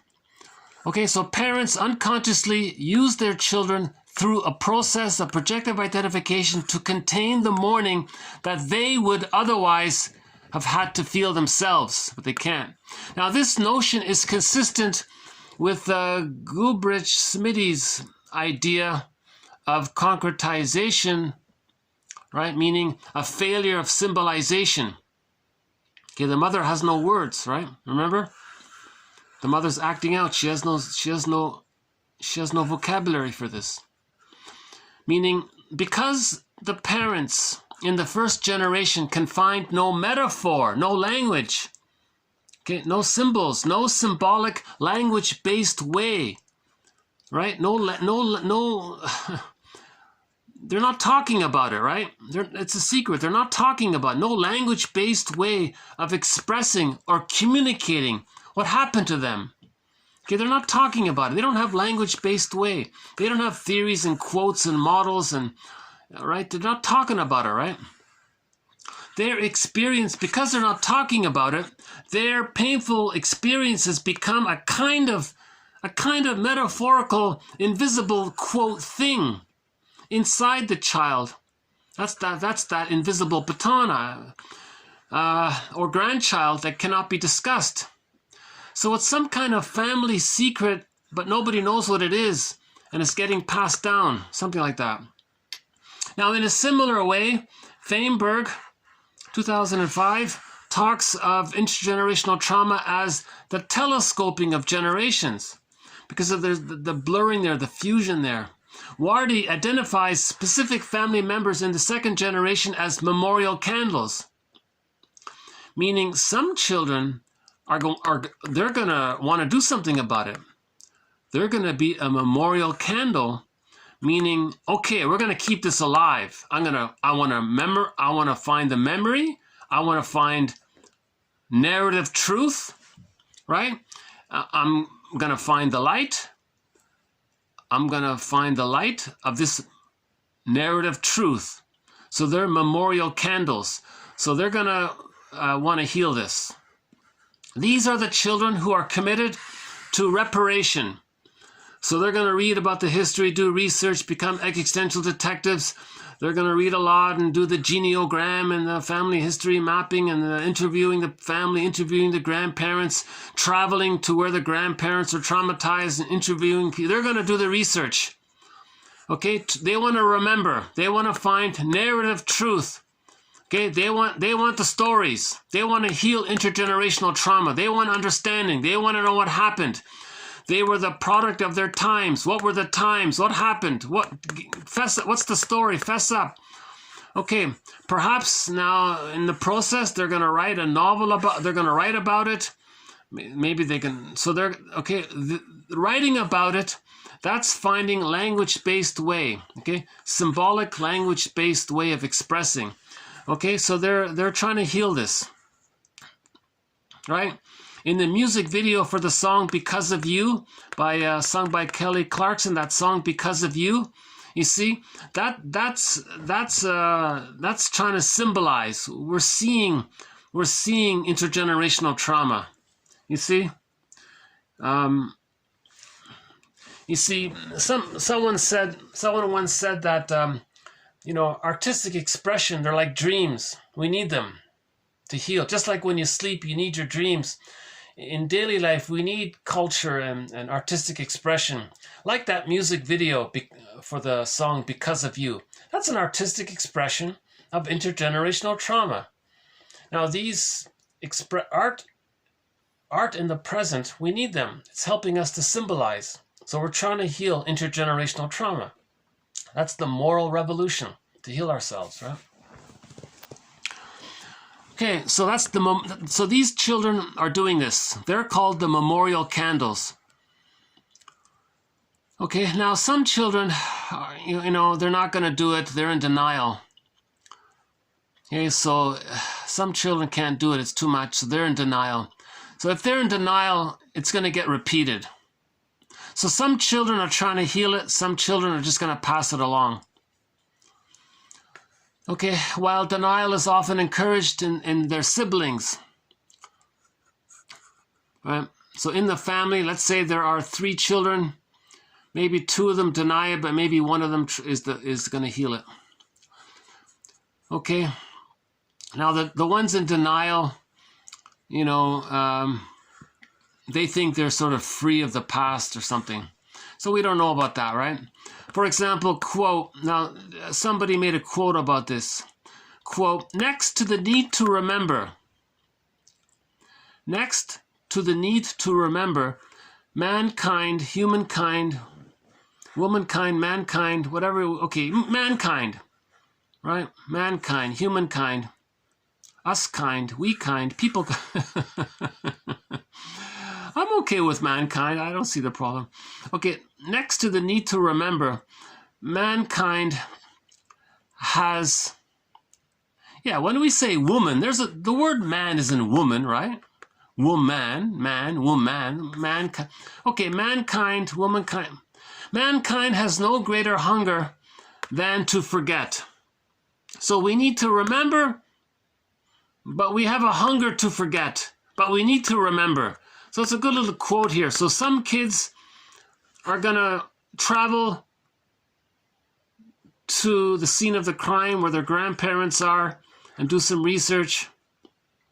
Some kids say forget about it.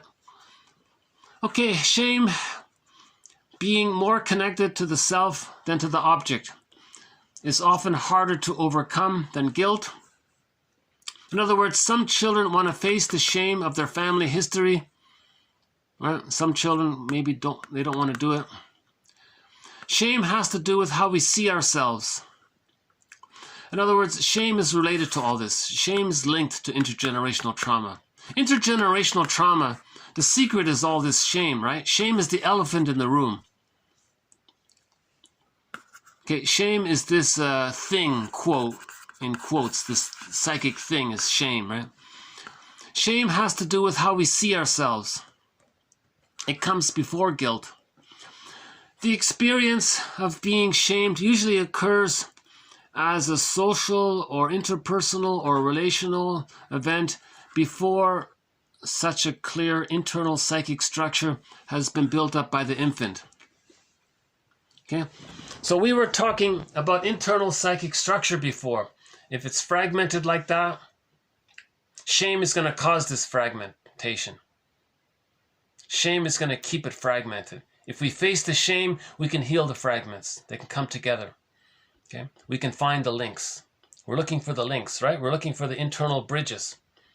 Shame is afraid of that, right?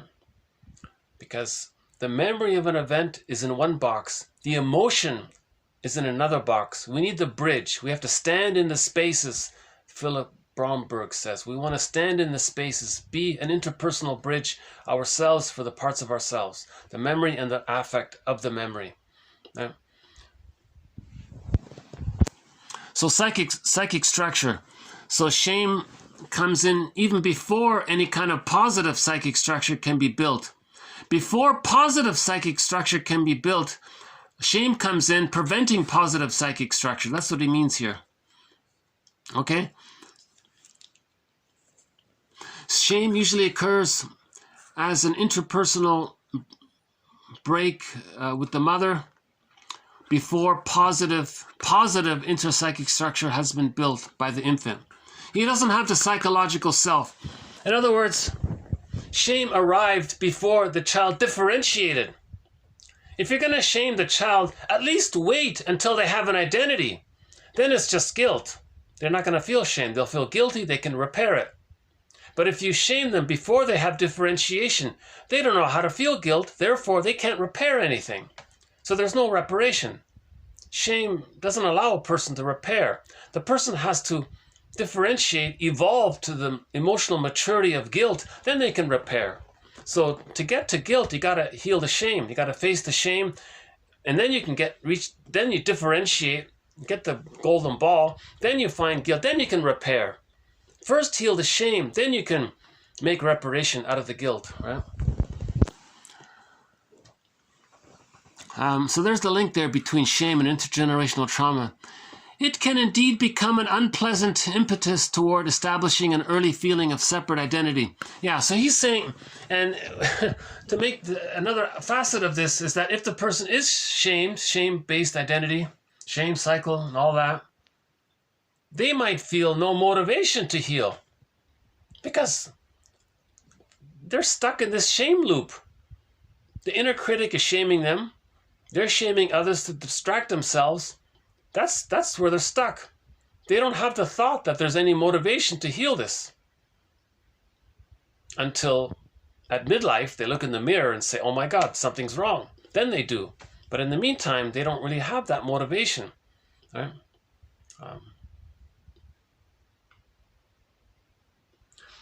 So the desire to differentiate is what is after we face the shame. So first we got to face the shame, then we find ourselves. Okay? In other words, healing shame is the pathway to finding ourselves. To find ourselves, we first have to face the shame, heal the shame, then we find ourselves. Finding ourselves is the prize, is the golden ball, is the prize of facing the shame, of doing the hard work of facing the shame. Then we get the golden ball afterwards. Right? You can't get the golden ball first and then not feel shame. It doesn't work. First you got to feel the shame, then you feel better. Right?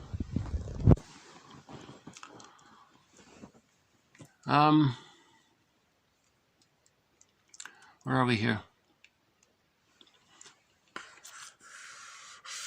Okay, one defense against shame appears to be a manic reaction involving some kind of grandiosity.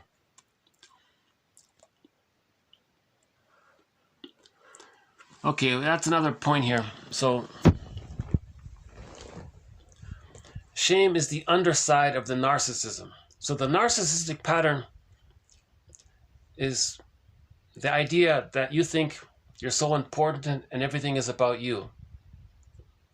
Underneath it all is the shame. The narcissistic pattern is the mask of shame.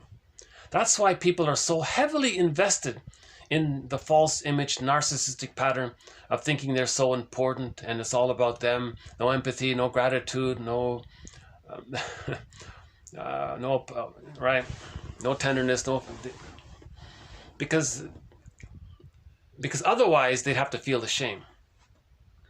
The whole narcissistic structure, that whole false self narcissistic structure, the narcissistic pattern is a false self. The false self has replaced the true self. It's not supposed to. The false self is just meant to mask the true self, not replace it. But some people think it's replaced it. They think their identity is the false self. That's the confusion. Right? That's why they're so heavily invested. That's their identity, the false self. It's a lie. But until the point of midlife, they don't know that, usually. Or a person can go to the end of life still with that false self configuration. That means they're the bitter curmudgeon late in life, the stingy, the hoarder, because they're still in battle with the mother and the mind, with the false self. Right? One person said, we need more olders and curmudgeons to look in the mirror and become elders, you know. Oh yeah, so the reaction formation part was, reaction formation is sometimes called counterphobia. So the person feels shame. They have to stay in touch with it. How do you stay in touch with it when you can't feel it? You do the opposite. So a person acts in a shameless way. They think they're not feeling shame. So they consciously don't feel shame. That's a counterphobia about being shame-phobic. So the person is shame-phobic. To not be aware of their fear around facing the shame, they do something with a nonchalant, indifferent, who cares attitude, the shameless thinking. So that's called reaction formation or counterphobia. So we have a quote about that guy who was flaunting shamelessness, and he thinks he doesn't feel anything. That's his way of not feeling the shame within. He feels immense shame within, but he can't feel it. And one way to not feel it is to express it openly in the opposite. And then people are fascinated by this, they said, because he's coping with his shame. He's showing the shame. He's showing it, but he's not aware of it. And other people are fascinated by it. Oh, he's showing the shame, and he's not feeling it. So they're doing two things. They're showing it and they're not feeling it. So people observing people who are shameless, people are fascinated by this. You know? So that's an underappreciated concept, reaction formation and counterphobia. So in other words, let's do what this proverb says. Okay, tot comprende, cest tout pardonneur. To understand all is to forgive all. To understand all is to forgive all. And maybe I can try that translation thing again. Hold on a sec.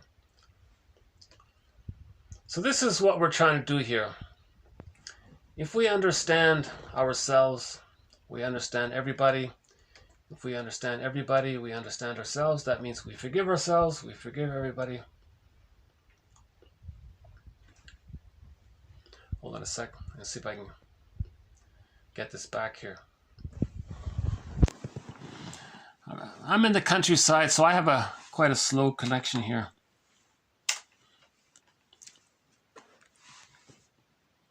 So let's pick a language.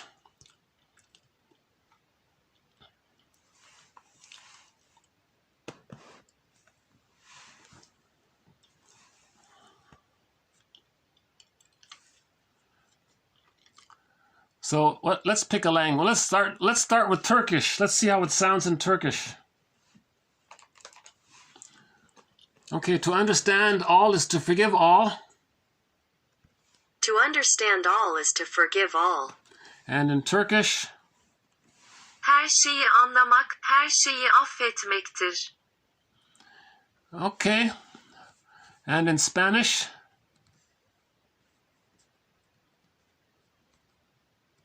Comprender todo es perdonar todo. wow. Comprender todo es perdonar todo. Okay. So this is what we got to do here.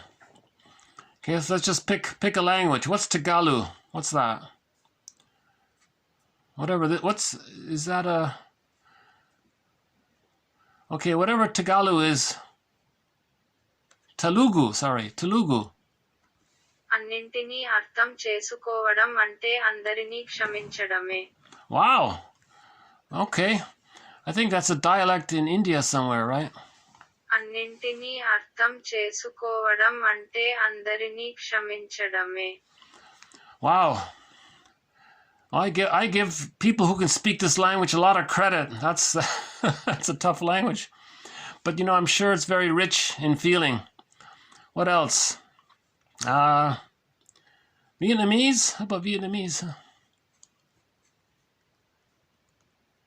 Hiểu tất cả là tha thứ cho tất cả. Wow. See, they're a tonal language, right? That's a tone language, right? Hiểu tất cả là tha thứ cho tất cả. See, they use tones in there, so that's a different language, right? What else? What do you want to try here? Russian? You want to try Russian? Try Russian? Okay. Hold on a sec.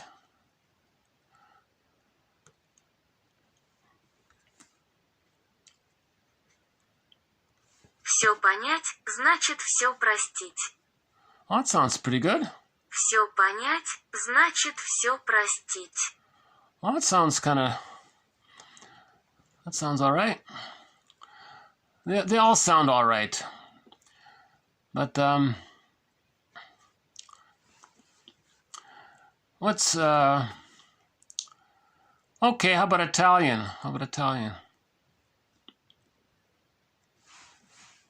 Comprendere tutto e perdonare tutto. Yeah, okay. Comprendere tutto e perdonare tutto. Yeah, okay. Comprendere tutto e perdonare tutto. Okay, that sounds doable. German? How about German? Alles, yeah. Alles verstehen heißt alles vergeben. Oh, okay. Alles verstehen heißt alles vergeben. Alles verstehen heißt alles vergeben. Alles verstehen heißt alles vergeben. Alles verstehen heißt alles vergeben. Okay. Well, and so on. You know. Bulgarian. What's Bulgarian? Да разбереш всичко означава да простиш на всичко. Whoa, that's a tough one. Да разбереш всичко означава да простиш на всичко. So that's what we're trying to do. We're trying to understand all. To understand all is to forgive all. To understand all is to forgive all. Understand ourselves first. Read these quotes, look in the mirror. In the process, you're understanding others. I think first you got to understand yourself. In the process, you're understanding others. See, I think first we look at ourselves first. Then we understand others, right? I think maybe we can adapt this. To understand yourself first is to understand all and to forgive all.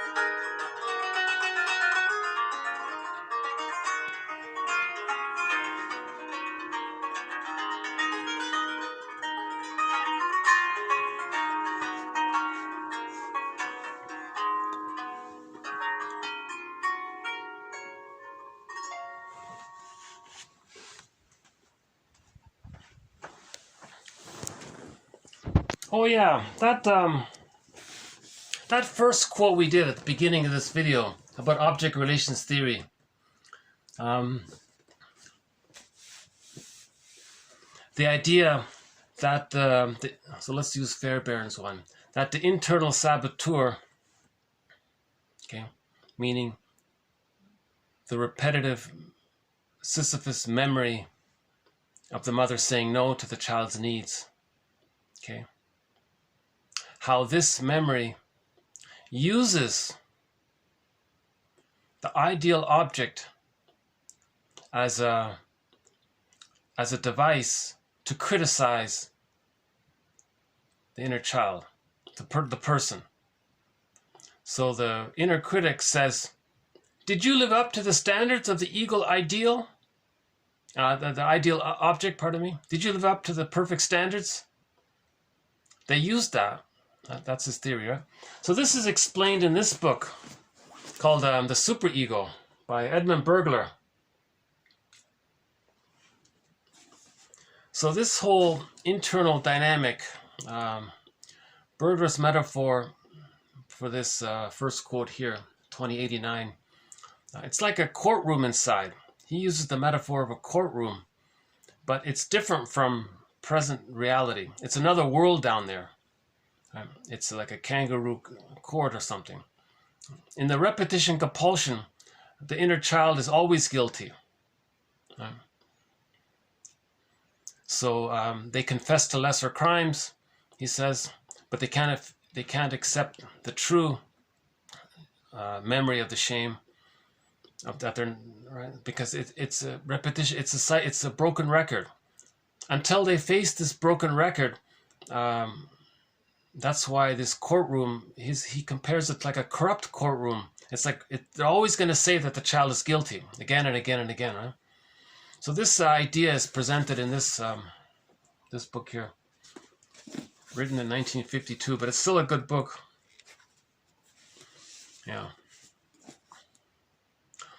Bergler uses the term the superego as the unconscious conscience. So the unconscious dynamic is called the superego. Now this unconscious dynamic being the superego, it's like the unconscious has a conscience, like a mind.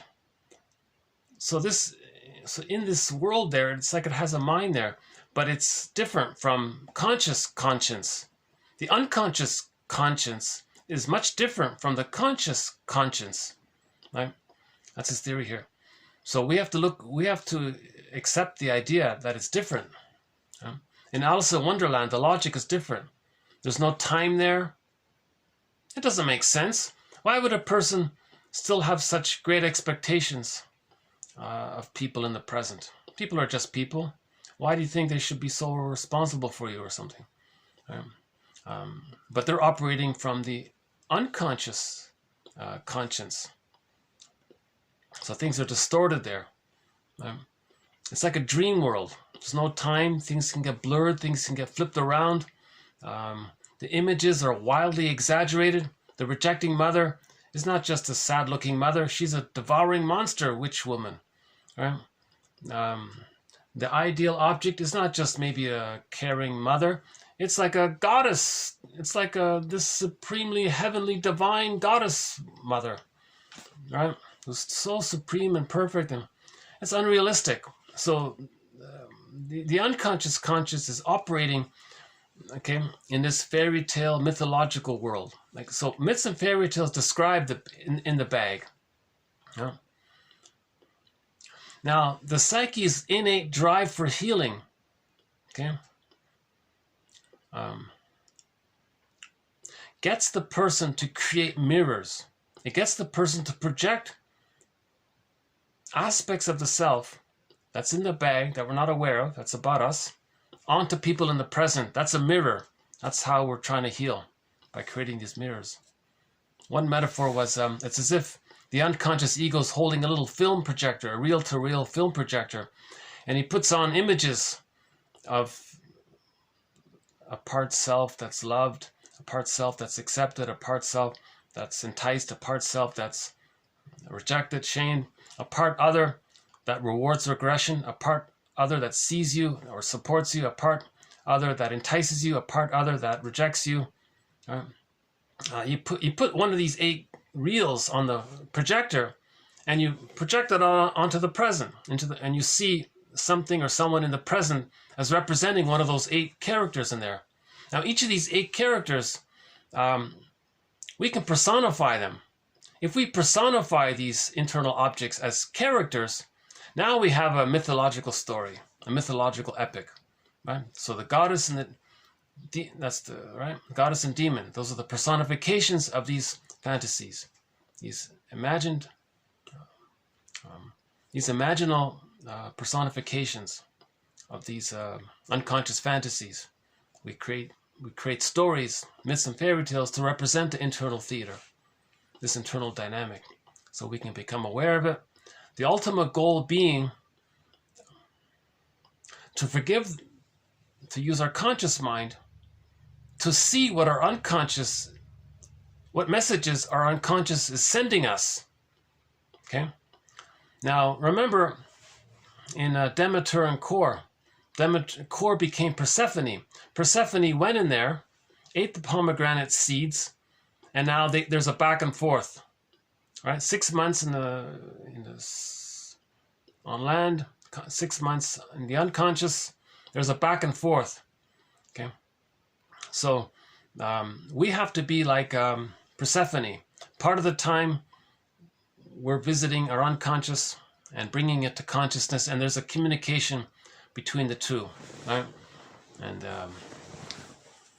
they even had, for 2,000 years, they even had a school, the Eleusinian Mystery School, regarding this idea of how to make the unconscious conscious.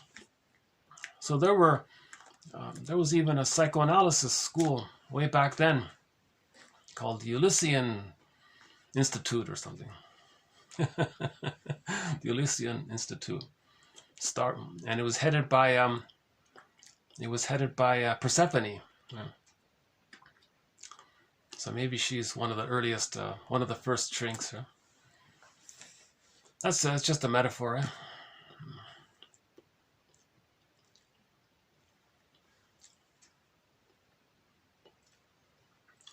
Yeah, so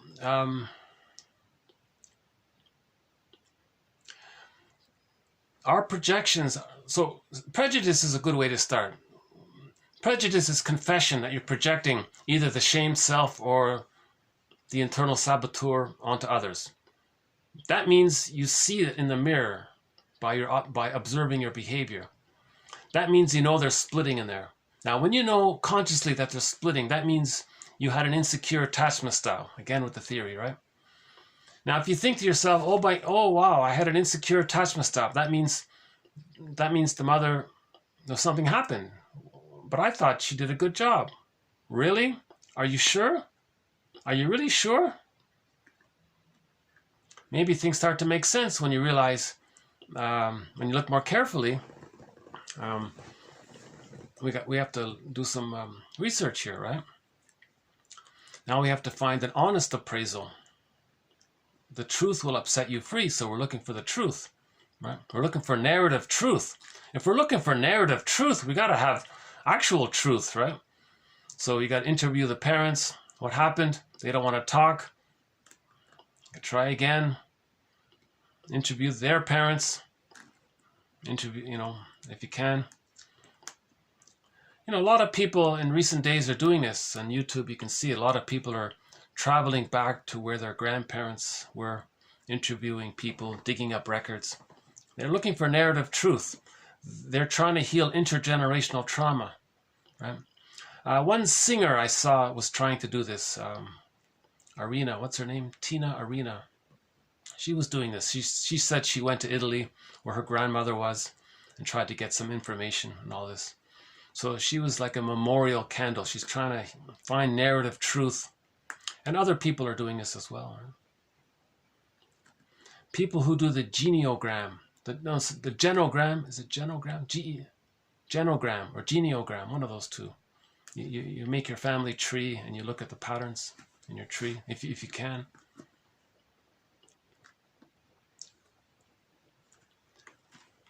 That's a good way to see patterns. You know, apparently there are schools out there that teach people how to create their own genealogram.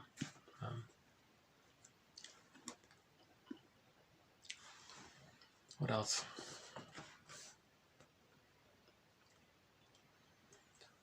But you know, this idea by Berlger that that the inner critic uses the ideal object as a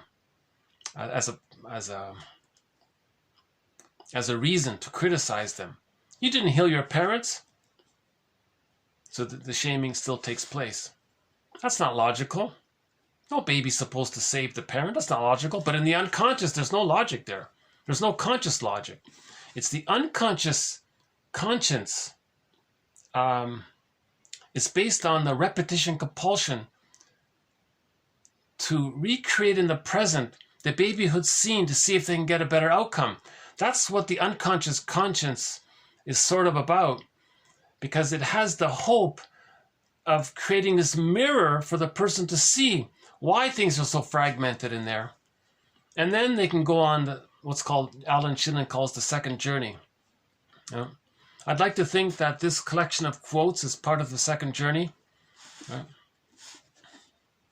In particular, the thread of quotes on shame.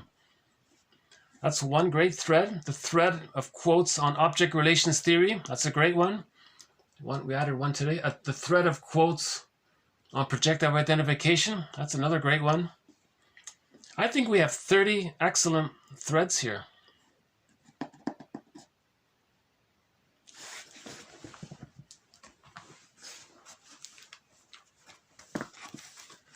Again, in 1955, this comic came out.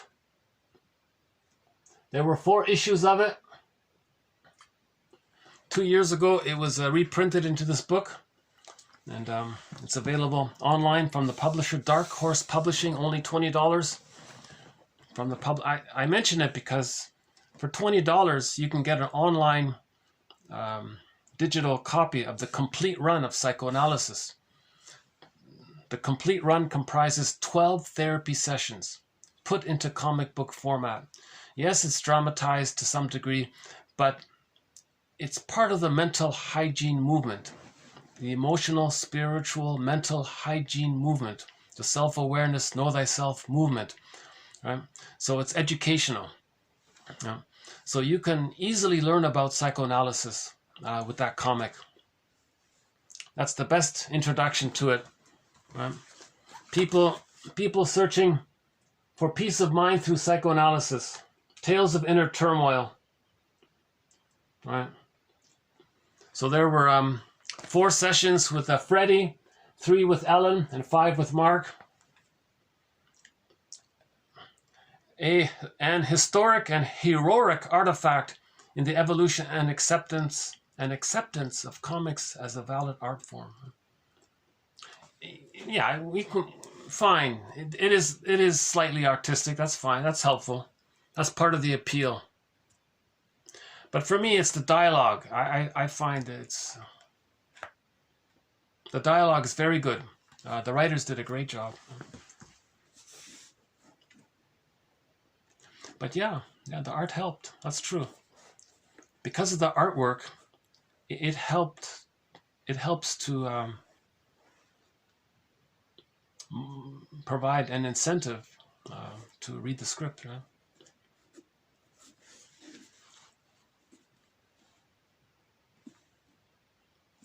So if you're trying to heal the inner critic,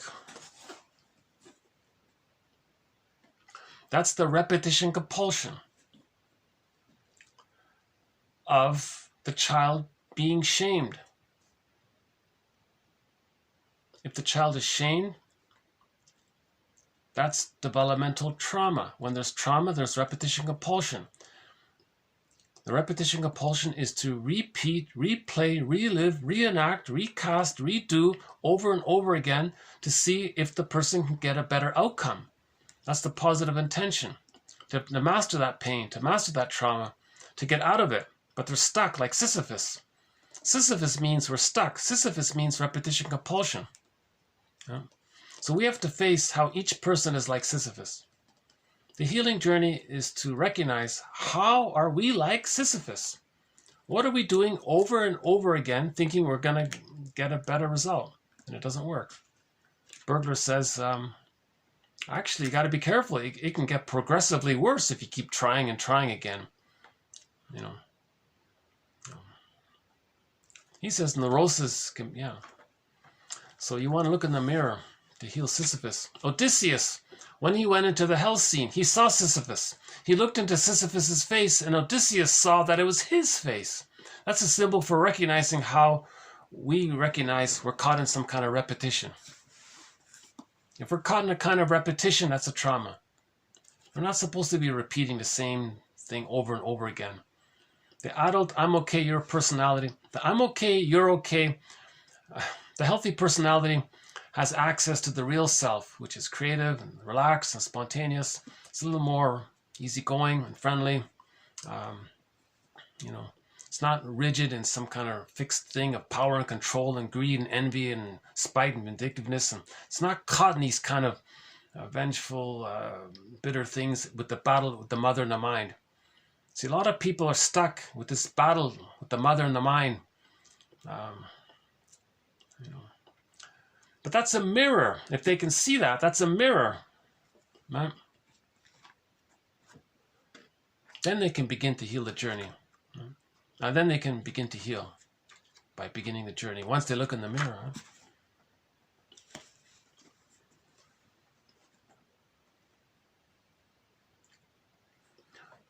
Okay, last quote here. We'll end up Berlger. Yeah, so we'll end up. Oh yeah, speaking of Berlger, so we'll do one of his quotes here. He has a theory where if the mother was refusing, we might project the refusing mother onto the slot machine or the casino.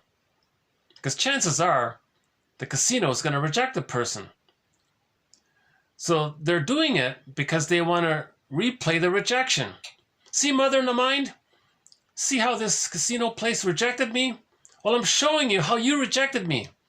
I have a memory of you inside of being refusing and rejecting.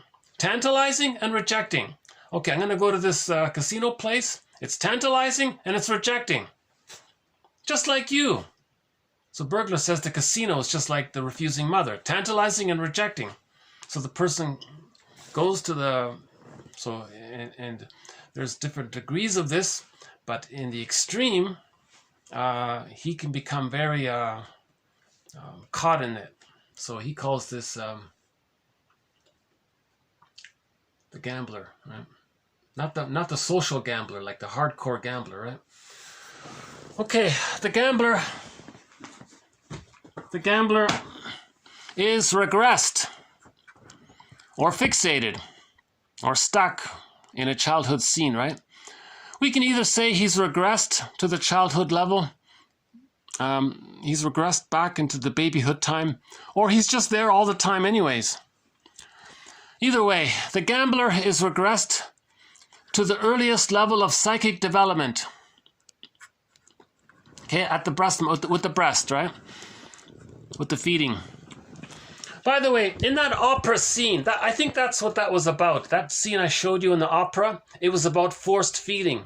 The woman, the baby was very enraged at being forced fed.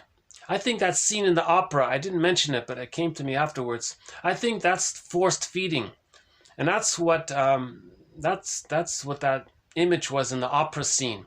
So if you check out the last video, the opera, we played a clip of the song The Spreading of Bitter Tears, a song called The Spreading of Bitter Tears. Right?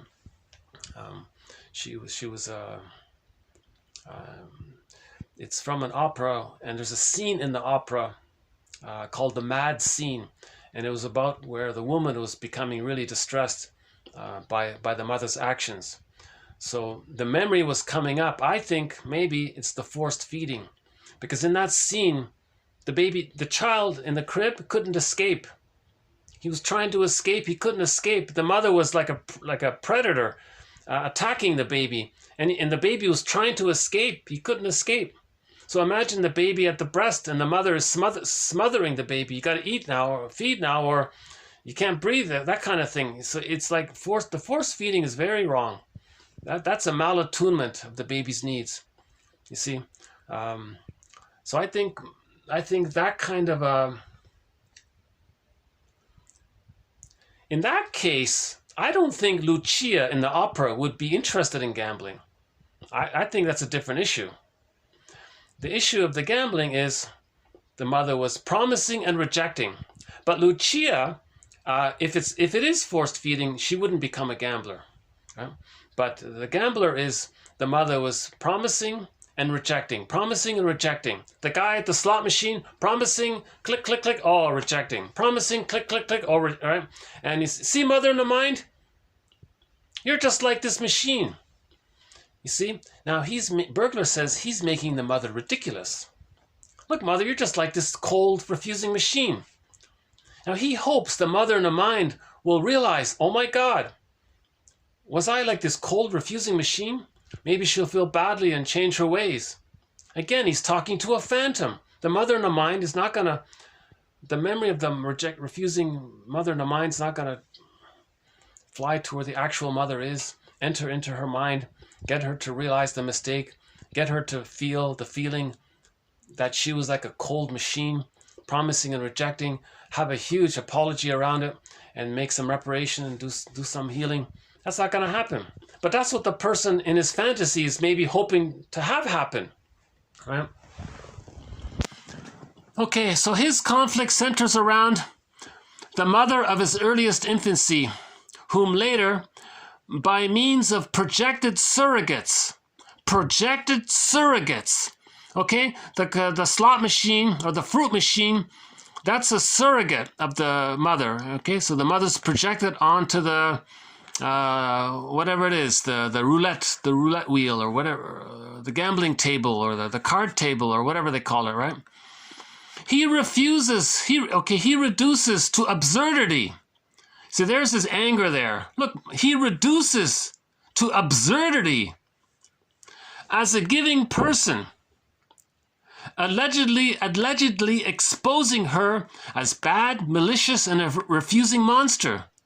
You see, mother, you're like this slot machine, a refusing monster, bad, malicious, refusing monster, promising and taking my money. You're taking my money. You're not giving me love. You're taking my money. You're malicious. Reduced to the simplest possible terms, the background of his conflict can be illustrated as follows. A child asks for candy. So this is his analogy here, right? A child asks for candy. His mother, for sound dietetic reasons, refuses. Okay? Now the normal child overcomes this disappointment. If the child is loved and he's normal, that's okay. The neurotic child, meaning the mother who's relating to a refusing mother, he becomes a neurotic child. The neurotic child does not. The neurotic child interprets the refusal as malice, just like the machine, malice. What would be the summation of thousands of such minor refusals? In maturity, the neurotic does not try to compensate for these disappointments in a logical way. He does not, metaphorically speaking, eat all the candy he can stomach. Instead, without realizing it, he continues to play the role of the refused child. As it were, he stares hungrily through the window of the candy store, but he buys nothing, even though he has money. Unconsciously, such a neurotic repeats the situation of being unjustly treated. By masochistically refusing himself, he shows his parents up as refusers. In real life, the candy store is, okay, the casino, the stock exchange, the roulette wheel, the speculator thing, the stock exchange, right? casino thing, right? Roulette wheel, poker table, all these kinds of things, right? Every loss serves as corroboration for the inner alibi. Hey, wait a minute. No, I'm not a victim. It's my parents are mean. At the same time, gambling is a uniquely convenient way of expressing childish infantile megalomania. You see? So he at the same time preserves his infantile megalomania. You know, he says magic, you know, what does he do? Come on, lucky seven, makes some magic words, magical thinking, does some magical gestures, you know, shakes his rattle, maybe he's so powerful, or says some lucky words, or maybe he's, okay, this time we're going to win, come on, lucky seven, whatever it is, you know. So he preserves his infantile megalomania. That's part of it. But the main part of it is, in later life, he might think, it's two ways. One way is, you know, I had a childhood wasn't the greatest, but you know what? Maybe I can sort of, it's never too late to have a happy childhood. Maybe I can teach myself certain things or take some courses, or, you know, maybe I can go to the library and borrow some CDs about children's stories, and maybe I can, you know, my parents never read me any children's stories. Maybe I can do them for myself. Maybe I can, it's never too late to have a happy childhood. So maybe he can do some repair that way. Or, if it's too painful and he's too angry, he says, no, I'm too angry. That means I'm forgiving the parents. That means if I recover, that means the parents weren't so bad. But that's not true. The parents were really bad. So they're going to just replay the role of being the refused child. So they'll go into the casino and be refused again and again and again. And that's all they want to do. Just play that victim role of the refused child. And in their attitude, they're not saying they're foolish. They're not saying they're making a mistake. They're saying, look, mother in the mind, look how cold and malicious you are. You're wrong. All right? And he's right to a degree, of course. But the moral revolution is to heal ourselves. It's neurotic to spend your life in battle with the mother in the mind. It's very neurotic for an 80-year-old man to still do that kind of thing. We're not talking about some social harmless bingo thing or whatever it is. We're talking about like the more hardcore stuff, right? So he has a book about this called The Psychology of Gambling.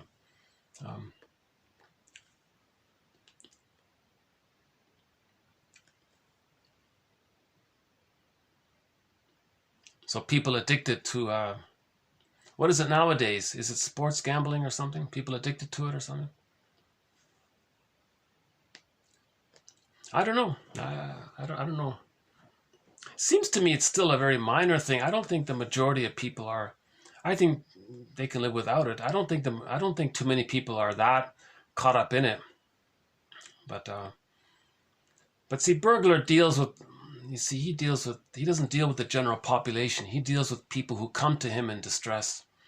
So when you read psychology books, sometimes you get the impression that everybody's so neurotic or whatever. But the point was there about the repetition compulsion, about showing up to anger. It's quite similar to Ellen there in the book. Ellen was disappointed by her mother. So she chooses cold men and gets disappointed by them. It's like the malicious casino. She got rejected. So the maternal substitute was the narcissistic man who treated her badly. See, mother in the mind? You treated me badly, and I want to show you. I'm going to show you by choosing a cold, rejecting guy who's going to refuse me, because I want to show you that that's what you did to me. You see? So she's doing the same thing. You see? And it's like a loop like that. So it's neurotic to constantly do this. The idea is to realize it's a mirror, right? To go on the quest to forgive the mother. So now you become a memorial candle and do the history, the genealogram, the pattern research, be a detective, interview the parents, interview the grandparents, figure out the patterns, realize the times they were in, how they were trapped, what were the cultural, the social environment, right? Are they victims of the plunder system? That's a big one. See, the plunder system traumatizes pretty much everybody by the looks of it. You know, I'm very sad to see. Can I say this about the? You know, there's a lot. Okay, I'll just say it in general, but a lot of people in plundered countries are very traumatized. You know, obesity and nutrition is poor, and there's a lot of sad things. So sometimes the parents are victims of sociological factors, right? And we have a thread about the sociological factors, which I won't get into here.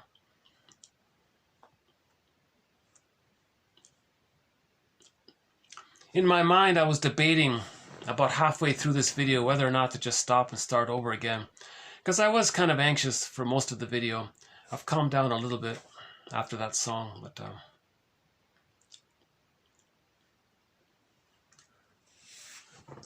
so we did projective identification, the gambler, object relations theory, about how the inner critic uses the ideal object to berate the person. One about intergenerational trauma, about the link between projective identification and intergenerational trauma. The parent can't grieve. The children pick up something that is a defense, that serves as a prop to help the parents not be able to mourn because they can't. So now the children are carrying something that's related, that's a weight that helps the parents to not face the pain of mourning. Now the children are carrying this kind of thing. Now maybe they can't mourn because of that weight. Then they may pass that on to their kids, you see. So to heal complicated mourning, we have to differentiate. But in order to differentiate, the person has to realize that the soul is fragmented. There's splitting going on.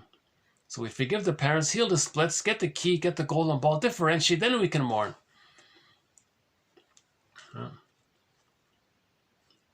And the grieving process, you know, there could be a lot of writing involved. I just came across a children's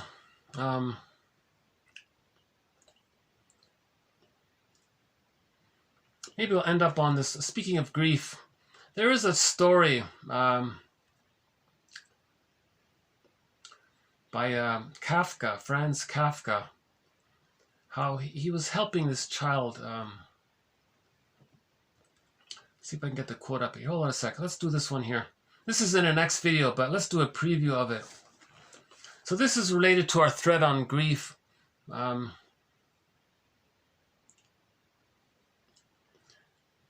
Yeah, I'll let you interpret it for yourself.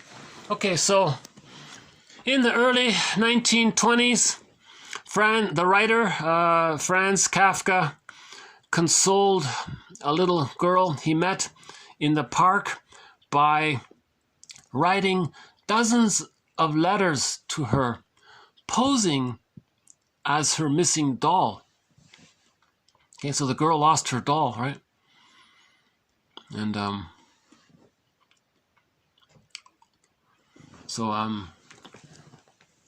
basic story was the girl lost her doll, and she saw Franz Kafka sitting on a bench there, and I guess she ran up to him in tears, and she was crying, and I guess she felt safe with him or something. But so there it is there, right? So this little girl feels homeless in her home. And I guess there's some kind of nanny or something who takes her to the park, but the nanny doesn't do a very good job. She doesn't feel connected to her mother. She doesn't feel connected to the nanny. All she has is some kind of doll. She lost a doll, And then she ran up to this guy here. I guess she felt safe with him. And then she was crying inconsolably, and she wanted comfort from this guy. And he was sympathetic and gave her comfort. And then he asked the girl, you know, why are you crying? She said, well, I lost my doll. And now there are different versions of it, but one version of it is that he said, what does your doll look like? Oh, you know what? I work as a volunteer mailman. I think there's a letter from you, from your doll. She said, really? Yes. Okay, we'll meet here tomorrow. You bring your nanny and keep her at a distance, or, you know, whatever. You come here, I'll meet you here tomorrow, and I'll bring the letter, which I think is for you. It's from your doll. Oh my God. So the girl was excited. So she came the next day. Kafka read this letter, and it was from the doll to the girl. It said, dear, whatever, Annie, whatever her name was, don't be sad. I'm sorry I couldn't explain to you what was happening, but you know, I had to, I saw this bicycle and the basket was empty, and I thought, you know, I'm going to jump in and I'm going to go search for something. So I took off, but I'm fine. I'm really sorry about all this, but you know what? I'm going to write to you about my adventures every day, and I'm around, and I miss you. And but I had to go on this journey. I hope you'll understand and forgive me. So so Kafka said, okay, so yeah, I'm going to send you a letter every day. So Kafka said, well, so come tomorrow and we'll read her letter.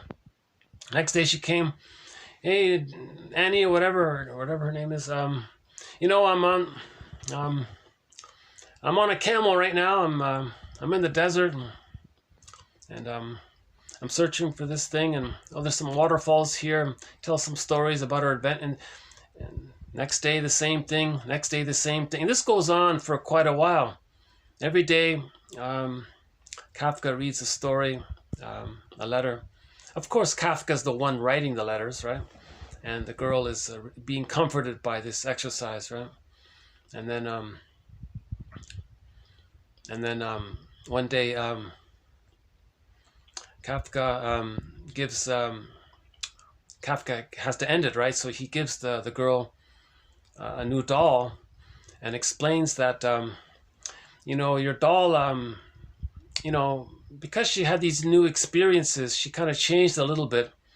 So she's a little different now, but you know, so maybe you can think about how when people grow up, they may change a little bit different. So finally, the girl accepted the new doll, I think, yeah. And then the doll was comforted by that. That the kid was comforted by the new doll, and then I guess 2 decades later, the girl, now a woman, finds the doll and realizes that in the sock or something, in the under the sole of the shoe, there was a message all along in the doll, but she didn't notice it. And the woman found the message, and it said, quote, everything, she's reading this, she said, everything that you love, you will eventually lose, but in the end, love will return in a different form.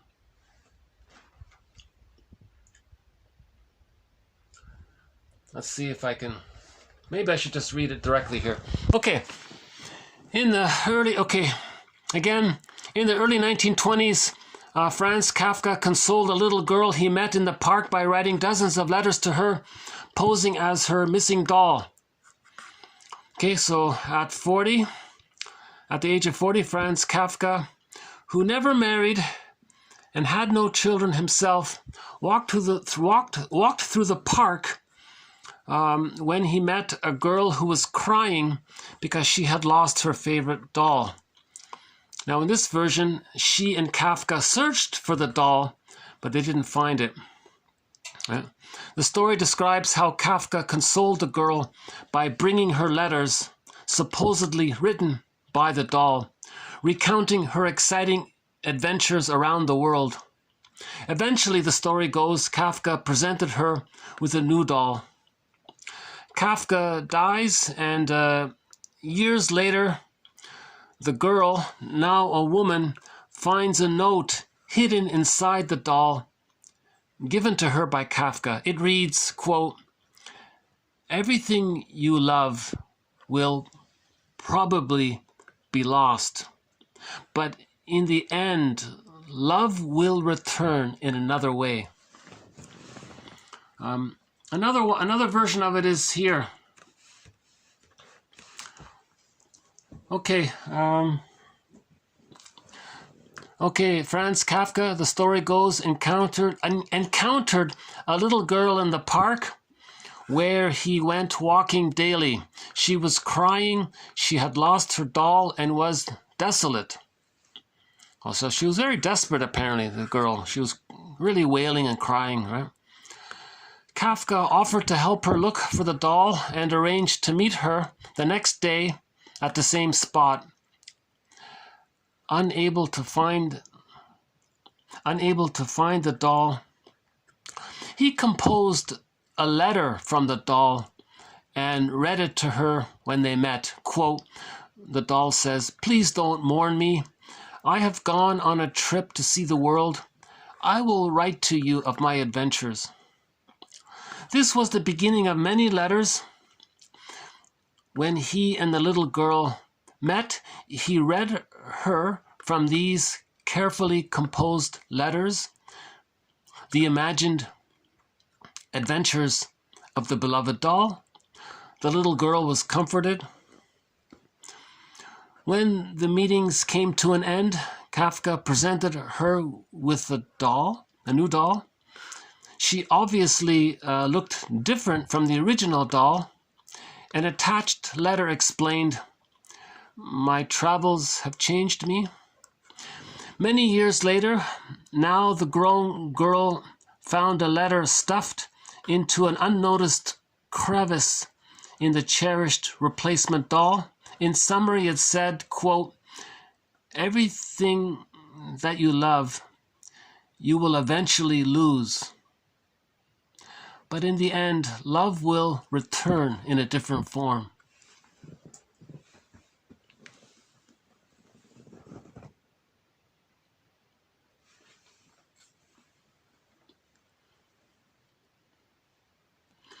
Now, we can also say that this scene is when they're saying goodbye, because now there's the new doll. You see here, there's the new doll, right? So he's giving her a new doll. And she's saying thank you in this scene here, right? And now she's going to go off with the new doll. So she's saying thank you, right?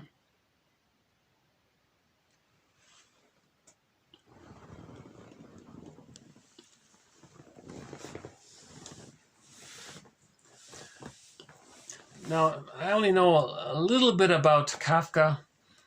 Somebody said this was dug up in his diaries, that this was a true story. Someone said, well, maybe it was part of one of his stories. But many people seem to think it was a real experience, that it was in his diaries that he kept. Whatever the case is,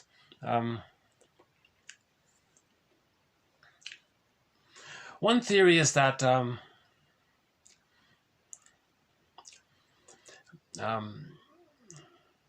there's this thing called the family romance. So Kafka himself is the girl. If it is a novel, if it is one of these short story novels, then Kafka sees himself as the little girl. Now, a lot of children in unloved homes have what's called a romance fantasy. They have a fantasy that one day they're going to be reunited with their real parents. Now, the real parents are loving parents.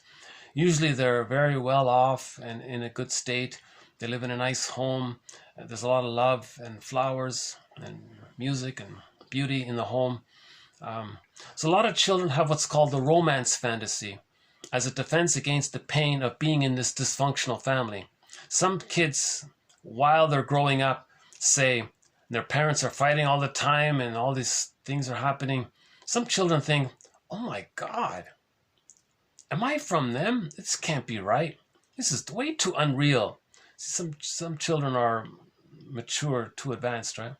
This is, they look down like this is something wrong here.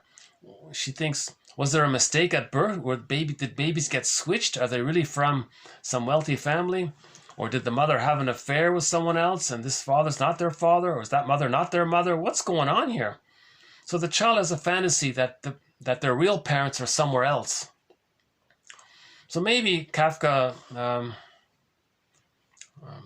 saw himself as the girl and the doll going on these adventures looking for their real family and writing letters to himself. Maybe that's in relation to it. I'm wondering. It's called a family romance. Yeah. So I only know the Kafka story a little bit from the quote we have about his story called The Trial. So he has a story about unconscious guilt. So in The Trial, there's a story about a guy who's being accused of all these things. And he's going through this vast bureaucratic maze of finding out what is he guilty of. He's being punished and criticized for he doesn't even know what the charge is. He's being punished, his salary got deducted, maybe he lost his job, and he's going to have to face the judge. But he doesn't know what's going on. The whole story is about him trying to find out what is he guilty of. So he talks to the judge and the lawyer, and then they all brush him off, and he's like a pinball in a pinball machine. He's just bouncing around. What is this about? And the whole story is about him trying to find he doesn't understand what is he guilty of. He's being accused of something, but it's not clear what it is, right? So we have one quote who says the interpretation of that story is he never specified specifically how he feels overly responsible for meeting the impossible needs of his mother. So he feels guilty. He didn't make that link. So he was stuck with this gruesome feeling of feeling there's something wrong with him. Did he do something wrong? He's unhappy. He feels he's going to be punished. What is all this? Right? The reader of the novel is meant to think the moral is he's not identifying specifically what does the child feel guilty of. Okay, this is called the moral defense. The child makes himself feel guilty to have a relationship with a fantasy mother so he can survive. But the truth is he's not guilty. He's not guilty. That's the lesson. Right? No children is guilty. No children is born bad or guilty. Every child is born with original faith, with original trust. They learn it afterwards with the misattunement with the mother. So the child creates a false belief that he's guilty or no good out of the misattunement.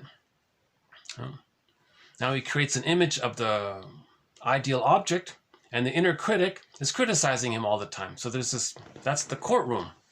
So it's a little similar to Bergler's model of the courtroom.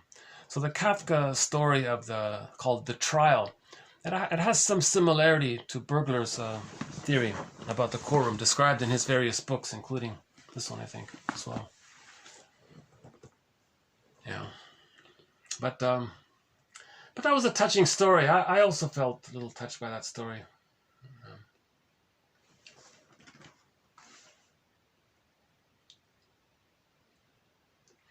So Kafka, yeah, it seems so. On the Enneagram, he's a 4, a classic 4, very sensitive, very traumatized, very sensitive.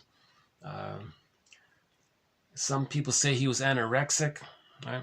That's a protest against developing. That's a protest against the mother because the mother's so rejecting. So he's constraining. He's holding him. So he's protesting. He doesn't want to. He's protesting development. Because to develop means he has to relate to this refusing mother, so he's protesting. So his anorexia was an attempt to fight off the mother, right? To refuse the mother. So he refused his development as a consequence, as a way to protest the mother. So he sacrificed something. So you can see he's pretty thin in there, right? He looks pretty anorexic, even in this photo here, right? In this sketch. So he was a wounded sensitive guy. So he would naturally have a lot of empathy for a wounded kid, right?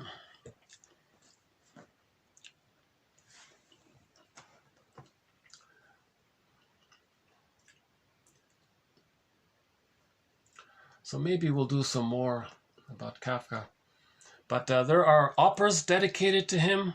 There's a coffee shop chain in Europe dedicated to him. It's called Kafka Coffee or something. Coffee Kafka or something. There's a movie, there's plays, there's operas.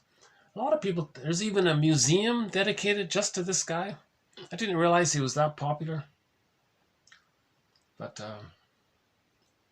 they say he was very honest and very sensitive and very precise in seeking the truth. But they say maybe he well, that's the limit of what I know. I haven't read it all yet. But okay, coming up as well in future videos, we'll have some quotes from we're going to have some quotes from an interesting book by Jonas and Klein. I think it's Doris Klein and I forgot his name there, Jonas. They have an interesting book. Oh yeah, here we go. Family therapy. The young person usually reflects in a more serious degree some pathological conditions which exist in the entire family. Okay, so the kid is the scapegoat, right? He's carrying all of the problems of the family, right? So we'll have some quotes from Jonas and Klein. He has a book called Man Child, and he thinks that we're not really developed, right?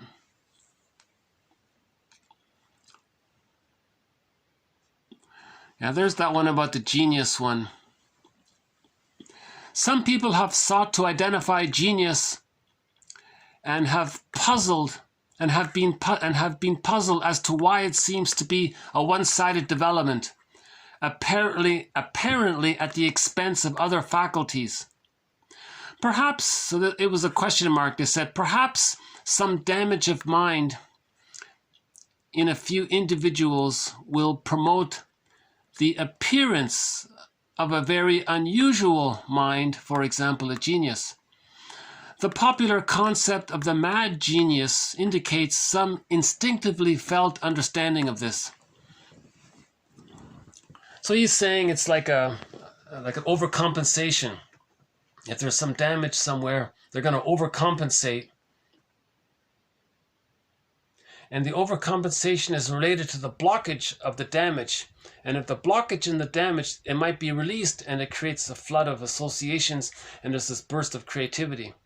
Right? That's what he said.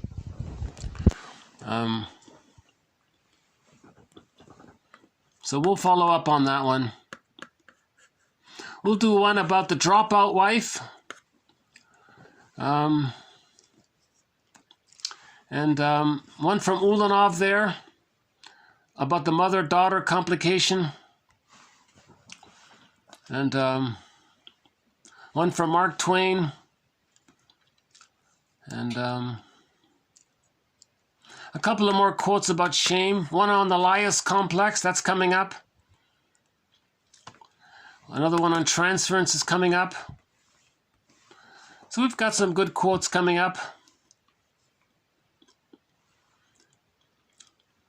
Okay. Oh yeah, here about shame must be resolved. If you want to find the truth, if you want to find true self-esteem, you have to resolve shame first. Right?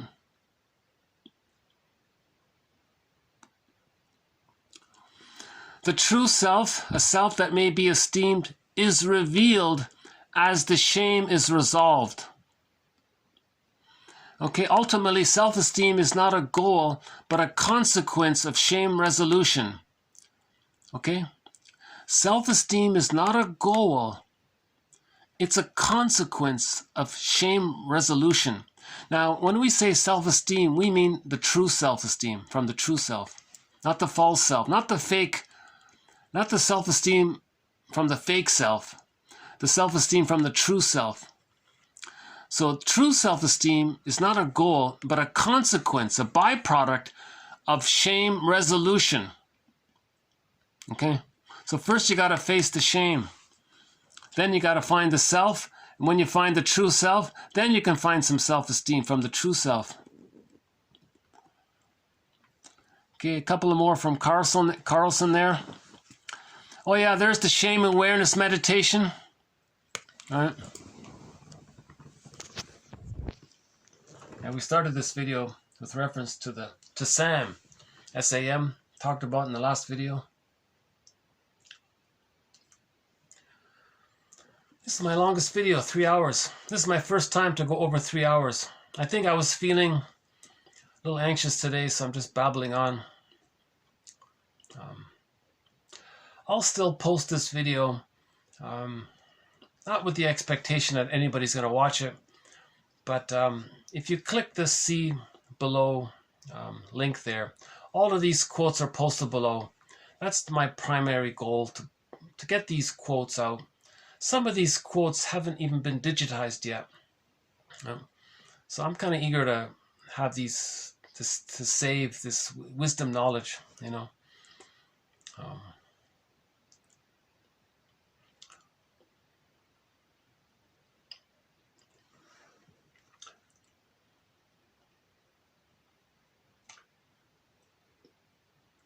Here's a song from the band Wooljagger, song called Kyum Tome.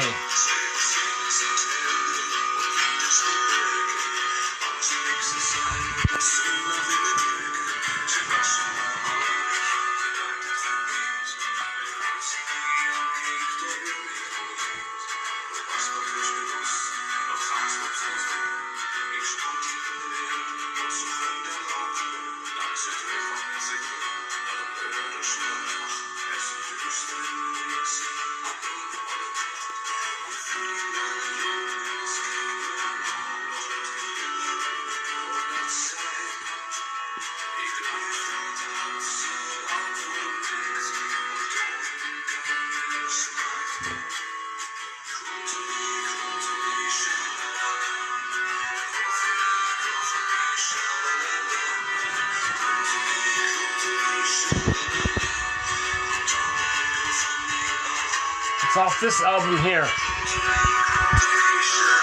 don't know if you can see it.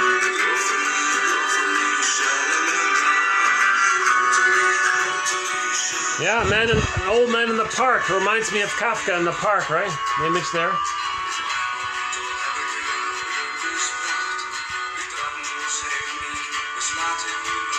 Underappreciated song. K-U-E-M-T-O-M-I. That's the name of the song. And the band is W-O-L-J-A-G-E-R.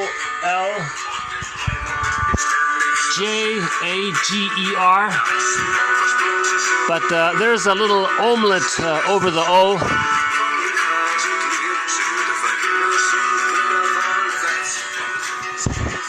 There are about 2 or 3 very good songs on that album.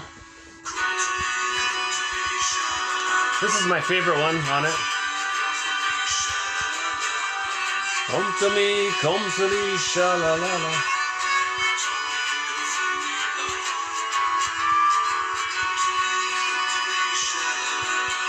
Well, this has been an interesting video today. Yeah. My mood is different today, yeah.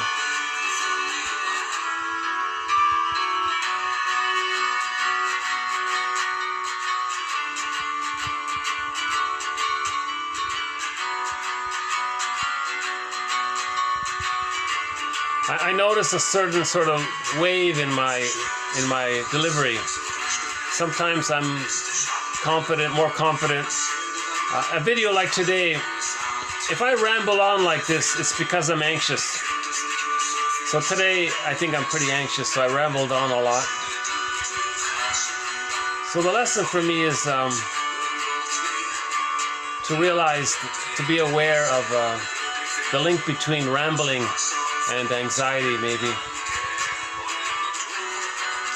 And why am I anxious? What's coming up, right?